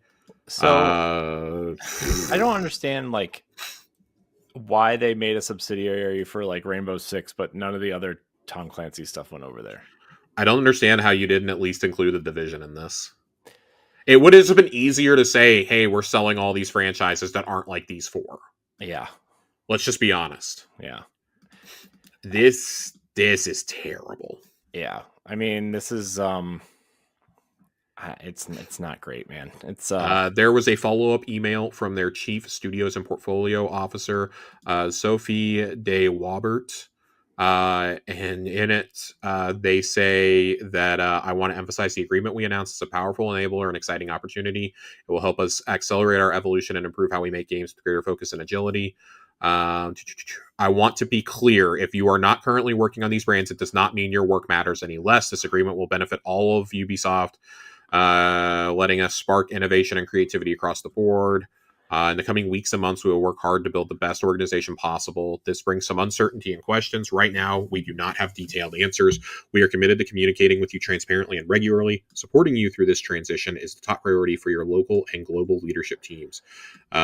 Supporting you through this transition. What does that sound like, Josh? Oh, dude, they're getting fucking laid off. Dude, I really hate to be that person, but yeah, this of this company terrible. is gone. It's not great. Yeah. Dude, first of all, I don't know how they employ 18,000 people and release so few games. Like, let's be honest, so Rainbow Six is a cash cow for them when it comes to live service. Mm-hmm. Somehow Rainbow Six Siege became, against all odds, one of those games. Yeah. Assassin's Creed, which I think that most people are starting to tire of. And then what was our third one? I can't remember. Fucking Far Cry, which I think Far Cry expired like 3 entries ago. I think people stopped caring like 8-9 years ago about Far Cry. I'm going to be totally honest. Yeah, I don't really know anybody who... I know one person who played Far Cry 6. One person, and they did not enjoy it. And it's a huge Far Cry fan. So, I don't know. Cool. Whatever. I think the only Far Cry game I've ever played was 3. 3 and 4 are about the only... I played 1 a very long time ago, like right as the 360 came out. I think I played 1. And then I played 3 and 4. I never got around to 5 or New Dawn, but it's worth noting my friend who enjoys these games said that those are 2 of his favorites. And I know that goes against popular opinion. He said just the problem with 5 is it got too on the nose with the religious extremism. And a compound in fucking Montana or wherever it is. So, I mean, out of all this, I mean, I'm looking at these IP. Sell Just Dance to Meta or something, please. Please let them do something with it. Yeah, but I feel like that's the one that would make them the most money. If they actually gave a shit. You also have to remember all the music they have to license for those games. Yeah, but that's why... And they probably don't want to do that. That's why Just Dance Plus exists, that subscription service that you can... God, I didn't even know that was a thing. Yeah. I would say out of all of these, Ghost Recon, Prince of Persia, Rayman, Splinter Cell, Division... Brothers in Arms and Trials are probably the only things worth anything anymore. Yeah. So I'm just curious to see like when the fire sale starts, because it feels like it's going to be in a matter of months. Yeah, it's going to be soon. It's going to be real soon. I mean, the fact that nothing's been done with Rayman in the last 10 years is... Legends was so good too. Yeah. Legends was amazing. It's amazing. Legends was so good, I bought it twice, Corey. I bought it for both my Xbox and the Switch. The opening not the opening, but like the first end of the world boss you come to, where Black Betty is playing, is incredible. That is just... It's iconic. Yeah. I love the music rhythm levels and it's so good. So good. It's so fucking good. And then they really looked at that, and it sold rather well for them. Mm-hmm. And they looked at that and said, "Nah, we're good." Yeah. We're gonna make 75 Assassin's Creed games instead. Oh my god. Which I like, by the way. Dumb. I love Assassin's Creed, but come on. Reviewed well. Like, bro, this game came out so long ago. It came out on the Vita. This was like remember that time when Ubisoft was actually making like interesting smaller games like this and Child of Light and oh my god, Child of Light and Valiant Hearts are so good. And like, some of these smaller games that were Child of Light was a top 4 or 5 game for me the year it came out, and I've always wanted more in that world and never got. I actually hit a point where I could not progress the game anymore because it was so bugged. And look at the game, like the games that aren't called Far Cry and Assassin's Creed. I mean, look at Prince of Persia earlier last year. Mm-hmm. The game was really good, and I know it didn't sell amazingly, but like incredible. It was really good, and like your major franchises should be enough to supplement something like that, right? I don't know, man. It's just... it should be noted that the same studio that made Rayman Legends made Prince of Persia: Lost Crown. Yeah, and then shut down. Yep. It sold 1.3 million copies in its first year. That's pretty damn good for a Metroidvania these days. I'm sorry. Yeah. But yeah, no, this studio should be noted. Rayman Legends, Prince of Persia: The Lost Crown, Valiant Hearts, the King Kong game, and Beyond Good and Evil all came out of Montpellier. The King Kong game. Like King Kong the movie, the game? Yes, Peter Jackson's King Kong is the full name. But yeah, that's a super storied studio and got totally fucked. That's so rough, man. It's so stupid. It's so fucking stupid. I hate Ubisoft so much. Man, they I used to be hate the company them. everybody cheered for too, man. Especially like during the Vivendi hostile takeover Yep. situation, like This was a studio that like desperately needed a win also because honestly Valiant Hearts was the last thing they put out. They went 10 years between good games. They were reduced to just making like iOS games. you And know when they've I apparently think been this making all Beyond Good and Evil 2 for like that whole time. when I think this all started is when the Watchdog stuff. Like when they showed Yep. Watchdogs Yep. for the first time and everybody thought it was going to be like the biggest next generation game ever.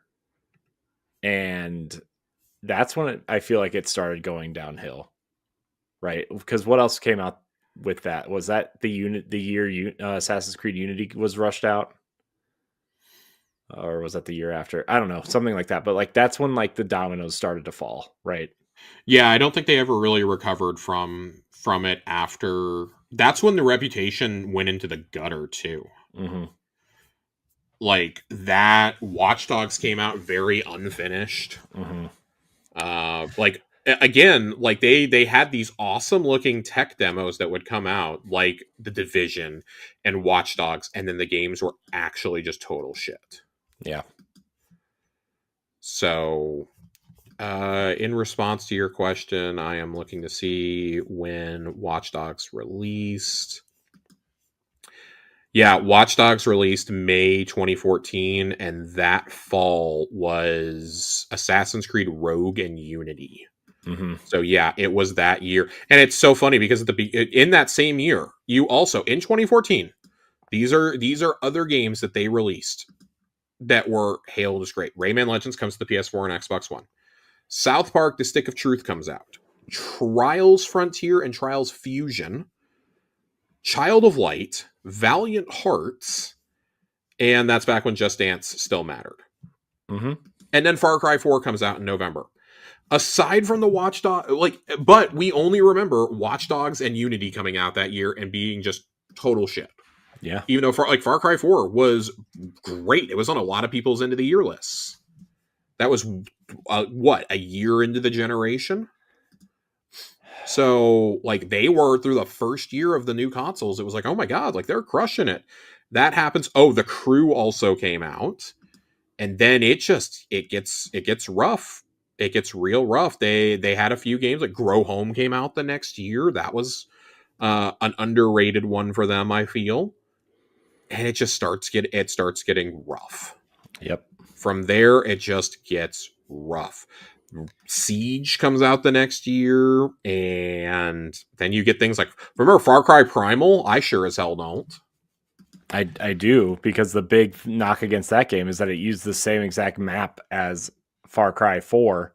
They just put grass and trees over everything because there are like cars in the bottom of the lake in there, and they're like, and this is supposed to be like It's a like prehistoric game. it's wild because like they still were doing some creative things. Trials of the Blood Dragon came out that year. That's fucking cool. Yeah. Far Cry Blood Dragon is one of the best expansions we've ever gotten. Watch Dogs 2 then comes out. Steep comes out, and God, it's just oof. It's all rough. Mario Rabbids Yeah. was a thing that was good. South Fractured But Whole was good. Yeah. I mean, both those South Park games. Yeah, both the South Park games, one of them from Obsidian, and it's just like they've had definitely some hits over the years, but they just never got back. Remember Starlink? Yeah. I bought it just for the R-Wing. The best Star Fox game since Star Fox 64. Yeah, I said it. It's more of a sigh that I know you're right. Although I am a defender of Star Fox Assault because Sega made it and it was fun. But yeah, it's rough across the board. It's just like, oh my god, like guys, what happened? Yeah. Just what happened? Like even having some good Assassin's Creed games like just didn't save you. Like Origins, I remember Origins came out and people were not stoked for Origins because it was like, we're tired of Assassin's Creed games. They're just not good. Yeah. But that got a bit of a following over the next year, and then Odyssey came out. Odyssey was like their biggest hit in years, I feel. Yeah, I mean, with Odyssey. with casual fans, not something that like got players over time, like For Honor or something. Yeah, Odyssey was awesome. I loved Odyssey. Odyssey is like still a top 2 Assassin's Creed for me. Yeah, It is at the lowest. It is a top 3. yeah, But yeah, so bad things happening at Ubisoft. I feel really bad for everybody over there. It's going to be bad. We talked about it a couple weeks ago, but yeah, it's getting even worse. We have some Game Pass stuff to talk about before we get out of here, though. Game Pass added free to play freebies this week. ooh, Yeah, free to play freebies. And this is for players on both console and PC. Heroes of the Storm. If you link a Battle.net account to Game Pass, you unlock 30 heroes automatically for that. That is Blizzard's MOBA, of course. Naraka Blade Point. If you log in with your Xbox account, you will get all heroes, special themed Xbox headwear, and the Phoenix Princess pack. Smite 2 gets you a welcome pack, which includes 5 playable gods, a new skin for Hecate, an emote, and a title. And then the finals, if you link your Embark ID to Xbox, will give you the Striker Grid Set, which has an outfit, 3 weapon skins, a charm, and 25% boost to match XP, as well as 500 multi-bucks. Multi-bucks. Of course, this adds to free-to-play perks that are always already available for the 160 champions in League of Legends, the Wings of Fate gift in Genshin Impact, and all agents unlocked, and day one access to new agents in Valorant. That was part of that gigantic Riot collaboration that they had. right. Which actually is like, it's really understated how big that is. Yeah. So, the official Xbox Wire post. I'm reading all this from GameSpot. There is an Xbox Wire post I'm going to pull up too. Even more titles will be added to the perk list in April, with Call of Duty Warzone enlisted, Asphalt Legends Unite, and War Thunder specifically mentioned. And of course, on the little trailer they released, you can clearly see Overwatch 2. I think there's already Overwatch 2 benefits. I don't remember off the top of my head though. But the graphic that they released for this does have Warzone, League, Finals, and Overwatch 2 on it. Yes, an existing benefit is there are 6 skins available in Overwatch 2. So, cool. Like, all right, Team Fight Tactics also has stuff. Legends of Runeterra still has stuff. That's big. Yeah. Hey, free to play is the way that a lot of these games are going, so why not partner with them? And it'll probably provide a boost to some of these games like the finals that haven't quite hit those initial launch numbers ever again. Right. But I mean, things like Heroes of the Storm is still fairly popular. Naraka Blade Point and Smite 2 may not be super popular to us. They're huge overseas though. Yeah. And they're trying to get into that market still. So hey, that may not do numbers for us. I bet in Japan, Korea, China, those are going to be 2 really big ones though. Yep. I agree. And then we have one final story, and it's, of course, the new Game Pass releases. I felt like we needed to cover this because there's some interesting stuff. Oh, I take that back. I have one more non-Game Pass story for us. Just a quick little thing. Pillars of Eternity 1 has received a new update 10 years after launch. What? Or will be receiving it this year, I should say. Turn-based combat is finally coming to Pillars of Eternity 1. That's cool. That is very cool that they are going back to this after all these years. Yeah, that's pretty cool. I like when companies do this. I mean, I know Obsidian has kind of earned the right to do this, right? But like, man, I love when companies go back and update games to make them. I think also part of this is because of the renewed interest in CRPGs because of Baldur's Gate 3. Mm-hmm. And then obviously Avowed tied to it, right? So yeah, I wanted to read a little bit. This is specifically a quote from Obsidian. We've been hard at work delving deep into the code grimoire and tuning the balance of blade and spell, and today we're excited to share the results of that effort with a brand new patch. Update addresses a wide range of fixes and improvements across visuals, combat, quests, and more. Coming later this year, Watchers will help us test a brand new feature, turn-based combat. We're excited to explore this new way to experience encounters and Pillars, and your feedback will help shape its future. We will share information on how to participate in the near future on socials and in Discord.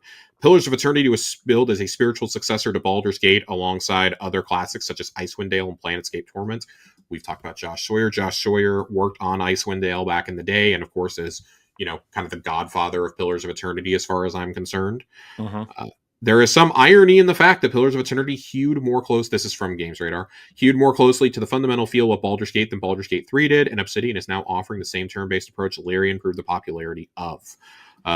Obsidian actually started bringing turn-based combat to Pillars well before BG3, adding the feature to Pillars 2 back in 2019.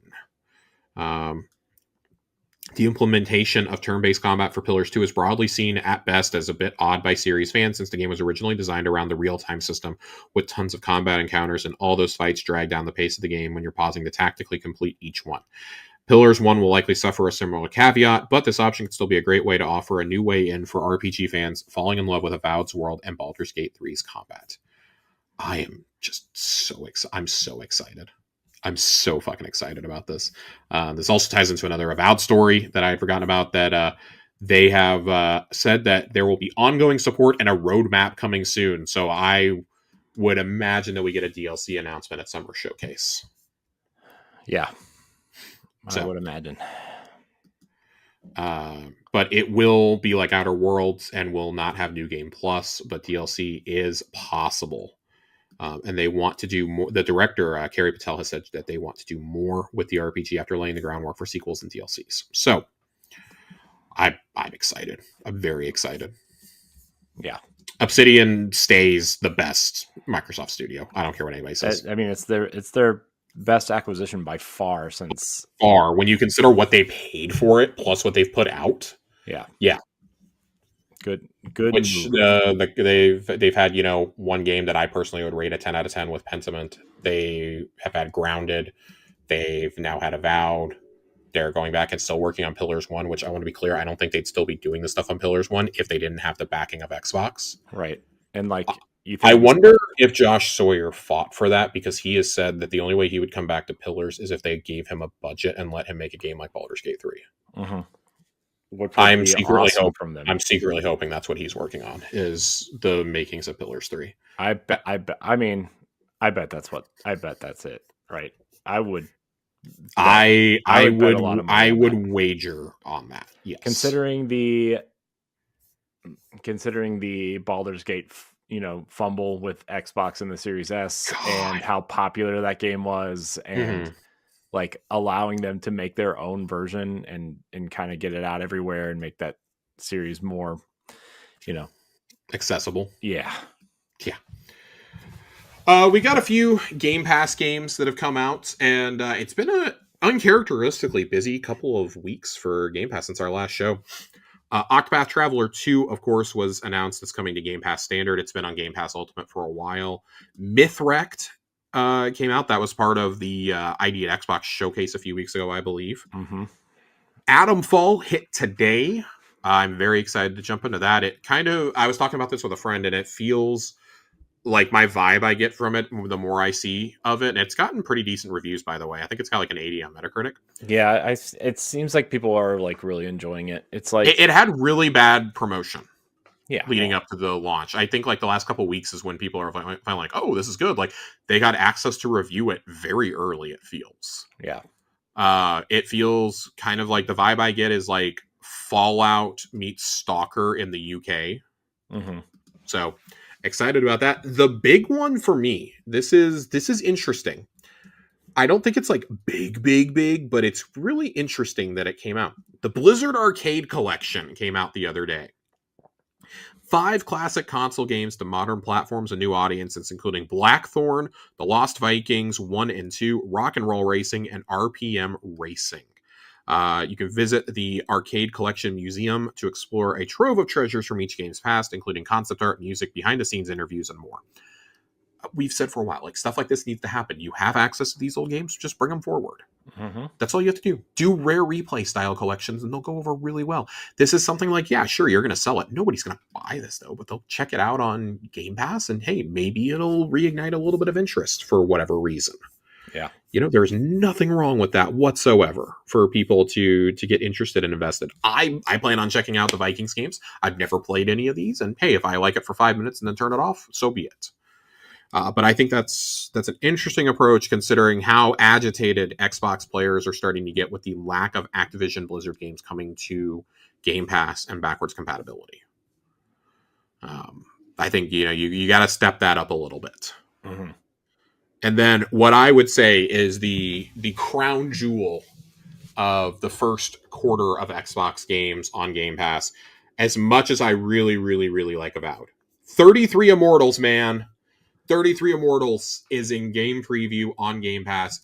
It is fucking incredible. I love this game so much. Yeah. This is Hades with 33 of your closest friends. I don't know if I have 33 friends, Josh. I don't know. Well, lucky for you, a party can only have 4 people in it. I think that the system's a little bit antiquated. You have to share a code with your friends. You can't just invite them. It's really annoying. Oh, did they steal that from Nintendo? I guess so. But this game, once you actually play it, is awesome. A full run will likely take you about 25 to 30 minutes because you open up you start exploring and then gates start to open, torture chambers as they're called. You go and do them. 12 torture chambers have to be cleared throughout the world by the 33 players in order to unlock what they call the Ascension battles. There's 3 platforms you can run to. And think of the storm in Fortnite closing in on you. You go to those, you fight a shit ton of enemies and bosses, and then you, quote unquote, ascend to face the world boss. And during all this, you're picking up different perks throughout your run because it's randomized. It's a roguelike. But you're also getting currency to get permanent abilities and unlocks, and you're getting XP in order to unlock those. And obviously, the more you do that, the easier your runs get. Very similar to something like Hades, or Hades and Hollow Knight and Dead Cells and games like that. So it's outstanding. I am really loving this game. For a game preview game, it feels very good. It obviously still needs work done, but I'm really, really liking it. And I like that they released it here where there's not a lot of other big games releasing right now. Assassin's Creed notwithstanding. I think this game is going to get an awful lot of love. It's been out for about 8 or 9 days now. Everybody I know is playing this game. Everyone I know who has an Xbox or who has Game Pass or something is playing it. I don't know if it is on Steam or not. I don't think it is. I think it is only on the Microsoft Store, funny enough. Because a friend of mine was complaining that he couldn't find it on Steam and was having to just buy it elsewhere. Which I think really, really annoyed him. Or he was just wrong and couldn't find it because it's on the Epic Games Store. Yeah, he might just be wrong. It's definitely on the... Who's going to the Epic Games Store? You're not wrong. It is apparently only available on Xbox, the Windows Store, and the Epic Games Store. Apparently. That's a combination. That is a choice.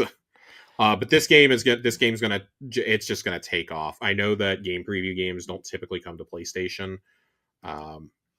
Epic and Microsoft clearly paid something to keep it off Steam, but this is absolutely fantastic. It is one of the best games that's come to Game Pass in a very long time.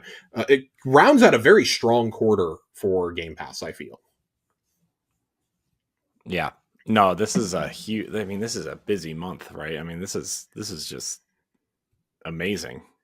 Yeah, I mean, in the last couple of months, you have now gotten you've gotten this, you've gotten Avowed, you've gotten Citizen Sleeper 2, you've gotten I can't pull up the exact games on me. I mean, not just that, but think of all the games that are also coming down the line, right? Yeah, this is fucking massive right now. Yeah.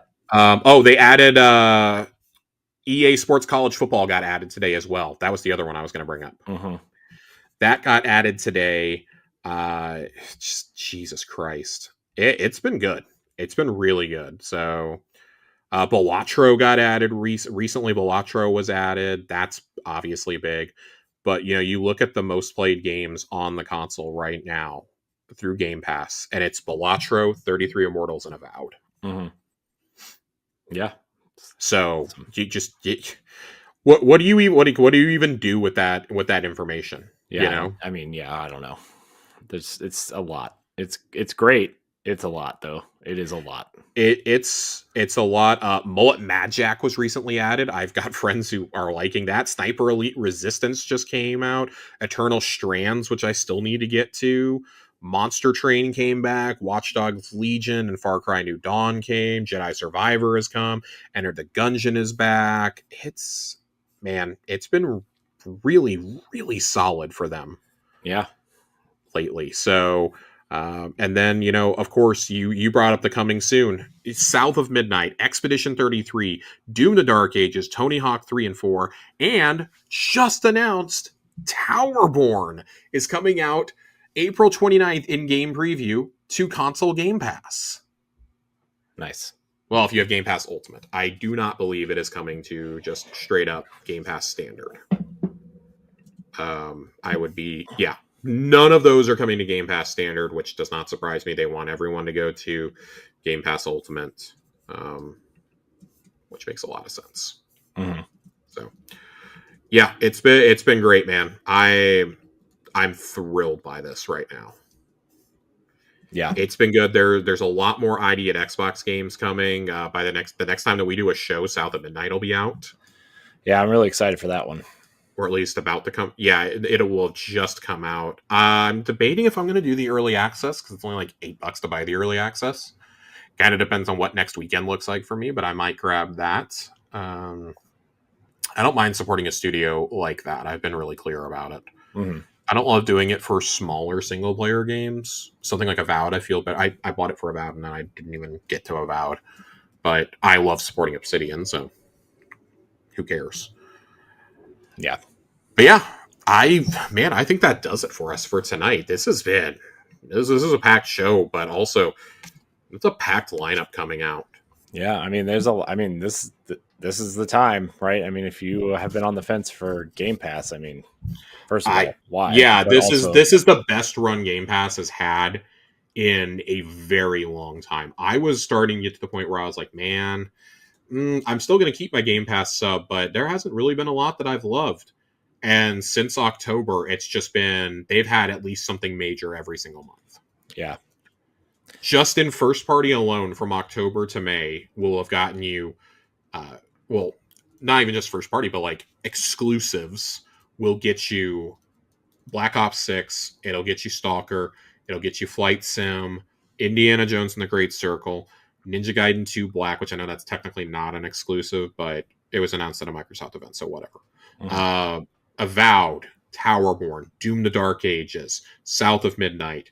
You've got other bigger indie games coming out like Atomfall. You've gotten Citizen Sleeper 2. Balatro just came to it. Like that lineup alone should be like, if you've been on the fence, that should sell you right there.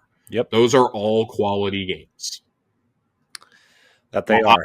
We can't speak to the ones that aren't out yet, but those are exciting. The rest of it is all quality. Yep.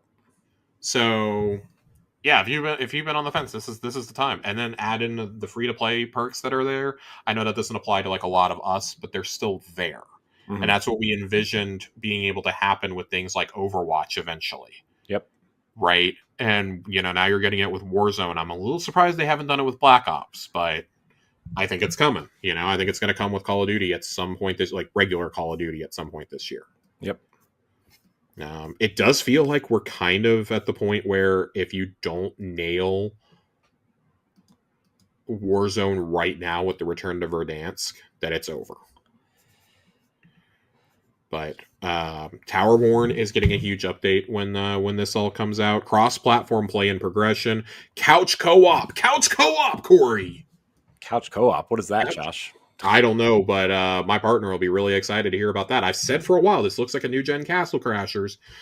Class skills with a new progression system, reimagined world map and quest line, new enemy types, new Umbras, legendary items, gameplay improvements, and social improvements. I cannot wait. I have been very excited about this game for a very, very, very long time. South of Midnight's not coming in hot. That and Expedition 33 have both gone gold. That's great news for Microsoft. Something else that's coming that I forgot to mention, Revenge of the Savage Planet is coming to Game Pass. Right. That's coming out soon. Like, it is... I don't know what else we can really say at this point. One of the games shown today, Witchbrook, is coming to Game Pass day one. Yeah, that it's like that chocolate or that magical Hogwarts looking. Yeah, it's Witch Life Sim for up to 4 players. Excited about that. I'll be playing that with my partner. She loves games like that. They've just, man, it's been great for them. Yeah. And they needed it because guess what? Sony's been doing really good on PS Plus. You got Lost Records on there. Next month, I'm the only one excited about this, but the RoboCop game is coming to PS Plus, along with Digimon Cyber Sleuth. But like they've been doing good over there. They got games like Dave the Diver and Animal Well day one on console. So yeah, hey, competition is great for everyone. We always say this. So very exciting. Yeah. It's been good though. And we're going to have a big show next week on Tower Casuals with the launch of Act 3 of Heresy. That's going to be fun to talk about. Yep. I've been having a blast the last couple of weeks. My love for Destiny has had time to simmer and come back. Is it trickling back, Josh? Is it time? It's definitely trickling back, and I've been really excited. So nice. You playing anything else, Josh? No, 33 Immortals is the big one for me. Like I said, this is like the most energy I've had in about a week. I've been very, very sick this week. So I was playing some 33 Immortals, and I plan on firing up Adamfall and Avowed this weekend as I'm kind of recovering. Yes. You know what I did? What'd you do? Bought Monster Hunter.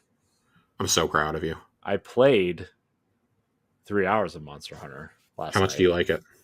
Well, here's the thing. Oh, no. I was in the character creator for like 2.5 hours of it. Jesus Christ. Jesus Christ. I like a good character creator, and I'm only get to do it once. It's maybe the best character creator in the game. No, it is the best character creator. It should be worth noting, you can update your character's appearance at any time.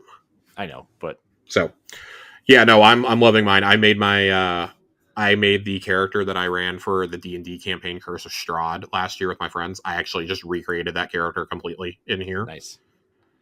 Made her the same like type of attacker. So I've been having a lot of fun like role playing that. That's been a blast. Nice.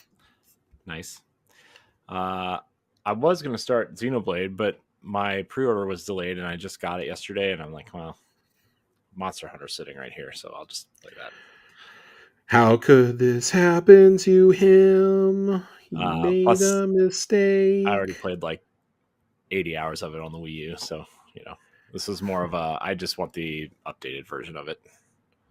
Yeah. But that's fair. Yeah. Speaking of fair, Josh, I think it's fair that we get out of here. I think we should get out of here too. I want to thank everybody out there for watching and or listening to this episode of Xbox Casuals, your favorite Xbox podcast. You can subscribe on podcast services. Leave us a rating and a nice review. Oh, hang on. Corey. I can't believe I almost forgot this. We actually had a question. What? Yeah, I forgot about it until I opened up my Discord. Rewind. Yep. So I got to apologize to Jiggly Panda. They sent this in earlier, and it actually was a really good two-parter that I wanted to answer. I meant to bring it up organically earlier. So Jiggly Panda wrote this in this afternoon to me and says, I hope I get this to you in time, but two-part question. One, are you guys excited that indie games are getting I want to make sure I'm reading this correctly. Are you excited that indie games are funded and getting the love and recognition that they deserve? And two, do you think we should drop the distinction between the titles indies and AAA? So we've kind of answered this in a roundabout way, at least part one today. Yeah. I do think the term indie gets thrown around as more of a marketing term than a real kind of established kind of type of game. But I think anything over the age of anything over the price of like $20 seems really reluctant to call itself an indie too. Yeah. Like Stalker 2, that's an indie. Yeah. Adamfall, that's an indie. Mm-hmm. Yeah. And so, I think, I just think there's not a better term for smaller games. So indies is just the go But it through. very much has become like you're either an indie or you're a AAA. We've talked about the death of the AA game a lot. Mhm. And I feel that you're getting that back a little bit with like Kepler. You know, Yeah. producing games like Sifu and Expedition 33. I think you're kind of starting to get that back a little bit with them. We've talked about the return of, Midway Games. There's Midwest Games is out there. Ben Mhm. Cavallo's Midwest Games. Um, Yeah. there's companies like that, but pretty much everything that used to be considered like AA or like low end AAA back in the day is now just like full AAA or gone. Yeah, but I actually think within the next 18 to 24 months, I think you're actually going to probably see the rise of double A games in that space because of all the layoffs and You have to. You larger have to. larger studio or smaller studios will come up and the quote unquote important people that got laid off from these larger studios will form new ones and start making smaller experiences that they feel are budget friendly, right? So uh, Absolutely. that would be my guess. Absolutely. So I mean, I think Midwest Games is just one of a couple examples out there right now, right? Like he came from Blizzard and Netflix games, right? And to been formed this. So uh, Yeah, and I mean you've got some extremely talented people out there, such as Joe Staten, who is no longer in employed. Netflix. Yeah. Yeah. So I'm interested to see what some of these studios do for sure, and some of these developers who have been laid off. Yep. I'm absolutely thinking that Yeah. we're back. As for the first part of that question, I wanna backpedal to that a little bit. You gave such a good explanation on AAA and indies. I don't really want to add any more to that. Are you guys excited that indie games are getting funded and getting the love and recognition they deserve? Yes. We talked for a while about how the indie gamescape was just getting like kind of overrun with junk. Mm-hmm. But that's why I think it's so important when we talk about the work that Shuhei Yoshida was doing with PlayStation, with Nintendo doing the indie directs, with ID at Xbox. We talk about ID at Xbox all the time. It's so important that we have these initiatives because they can't highlight everything, but they can highlight a lot of really high quality indies. Mm-hmm. And every single year when we get around to like the end of the year, I'm hearing about all these indies that I never played from friends of mine who play weirder games, or we see the nominations from like the Game Awards or from outlets like IGN and GameSpot and Game Informer that want to highlight the best indies of the year. That's why I love whenever writers have to make up their own lists, and there's always stuff I've never heard of from them. Mm-hmm. It's one of the reasons I love Giant Bomb's top tens every year Mm-hmm. because Dan Reichert always comes out with God. some weird shit that I've never heard of, and I end up playing it. And I'm like, God damn, this is awesome. Yeah. Every year, there's at least one or two games like that off Reichert's list, and then you turn around and he has Black Ops 6 as like his number 4 game of the year. So random. But I do think like when you go and look at something like this selection of games that Xbox curates for Game Pass, we said indie is wide ranging. You have games like Stalker and Atomfall on there, but you also have Citizen Sleeper on there. You also have games, you have games like Citizen Sleeper. You have games like Balatro. Like, indie is such a broad term, but when it is something like Balatro that was made by one person, and Mm-hmm. it arguably is the game of the year for 2024. I've played enough Balatro now that I'm fully in that camp. That like, yeah, if I redid my top 10, Balatro would probably make my top 5 because it's so fucking addicting. Mm-hmm. One person. One person, though, we talk about Pentiment all the time. It's not technically an indie, but it basically had an indie budget made by 8 or 9 people over at Obsidian, Yep. including one of the best storytellers in RPGs right now. So your game doesn't have to be worth $100 million for people to come play it. It could be something you made in your fucking spare time, like Balatro Mm-hmm. or Tunic. Tunic is another one that I rave about all the time. Mm-hmm. Tunic was incredible. It started out as a single person game before getting expanded. Pentiment started out as just Josh Sawyer and an artist, essentially. Yep. So, like, yeah, it's great. Like the love that indies have received, and I think this is why I'm personally starting to drop the terminology indie like altogether. And we use AAA just as like something to say like, hey, it was fucking expensive, right? Yeah. It's just video games. They're fucking video games. They're not. We don't have to sit here and call them that. I know, like, technically those are their categories. Like, as double A start coming back, yeah, we'll probably start separating things out a little bit more. But goddamn, man, it's the best time for games. Yep. It's the best time for games. It doesn't even have to be something that sold like 1 million copies for you to go play it. I played plenty of games that just are not super on people's radars. I'm like, hey, these are really good. There's a lot of indies over the last 5 or 6 years I wouldn't have played without Game Pass just because of like monetary issues, right? And it's like Unpacking is one of my favorite games of the decade, and it was on Game Pass. Humble had this awesome partnership when they were still publishing games with Xbox. They released like 4 or 5 games in a row that were just bangers. Power Wash Sim came out and announced today they've hit 17 million players. That's been a Game Pass staple since it came out. Yep. So, no, indies absolutely getting, like, the fact that a game like Balatro can win Game of the Year from so many different outlets is a huge, huge, huge deal. Hades was one of those a couple of years ago, right? Like, yeah, you don't have to be a $300 million Sony first-party game to win Game of the Year anymore. Like, am I happy that Astrobot won? Absolutely. Astrobot's such a gem of a game. But it wasn't my personal Game of the Year. Like, I would have had Balatro over it. I did have Metaphor over it. I've been really clear on that front. Like, does that mean I think it's any less? No. Like, we need games like Astrobot. We desperately need people that are not Nintendo to make games like Astrobot. Just like we need creatives who have an idea to just make it. You've never had more tools at your disposal to make your idea into reality. Right. So, like, if one person can make Balatro the most addictive game of the year, then any idea can come out. And it's poker, essentially. Yeah, that's what it is. What a weird game to get stuck on. So fucking good. It's so fucking good, Corey. I love Balatro. I'm gonna buy it on my phone. I've been playing it a lot on my Xbox. I'm buying it on my phone. It's gonna be one of those that I buy like 5 different times. Yeah, it seems like. I mean, it just seems like everybody who touches that game loves it. So I'm glad. I mean, that's awesome. And the cool part is like the guy that made it doesn't want any recognition for it whatsoever, which is just, he wants to remain anonymous forever. Yep. So big fan. So great question, Jiggly Panda. Thank you so much. I wish I would have brought that up earlier in the show. Now we can go. Yeah, now we can go. All right, everybody. Thanks for watching. Subscribe, Apple Podcasts, YouTube, blah, blah, blah. Josh, thanks for your time. What else? That's it. Join us next week for Switch 2 discussion.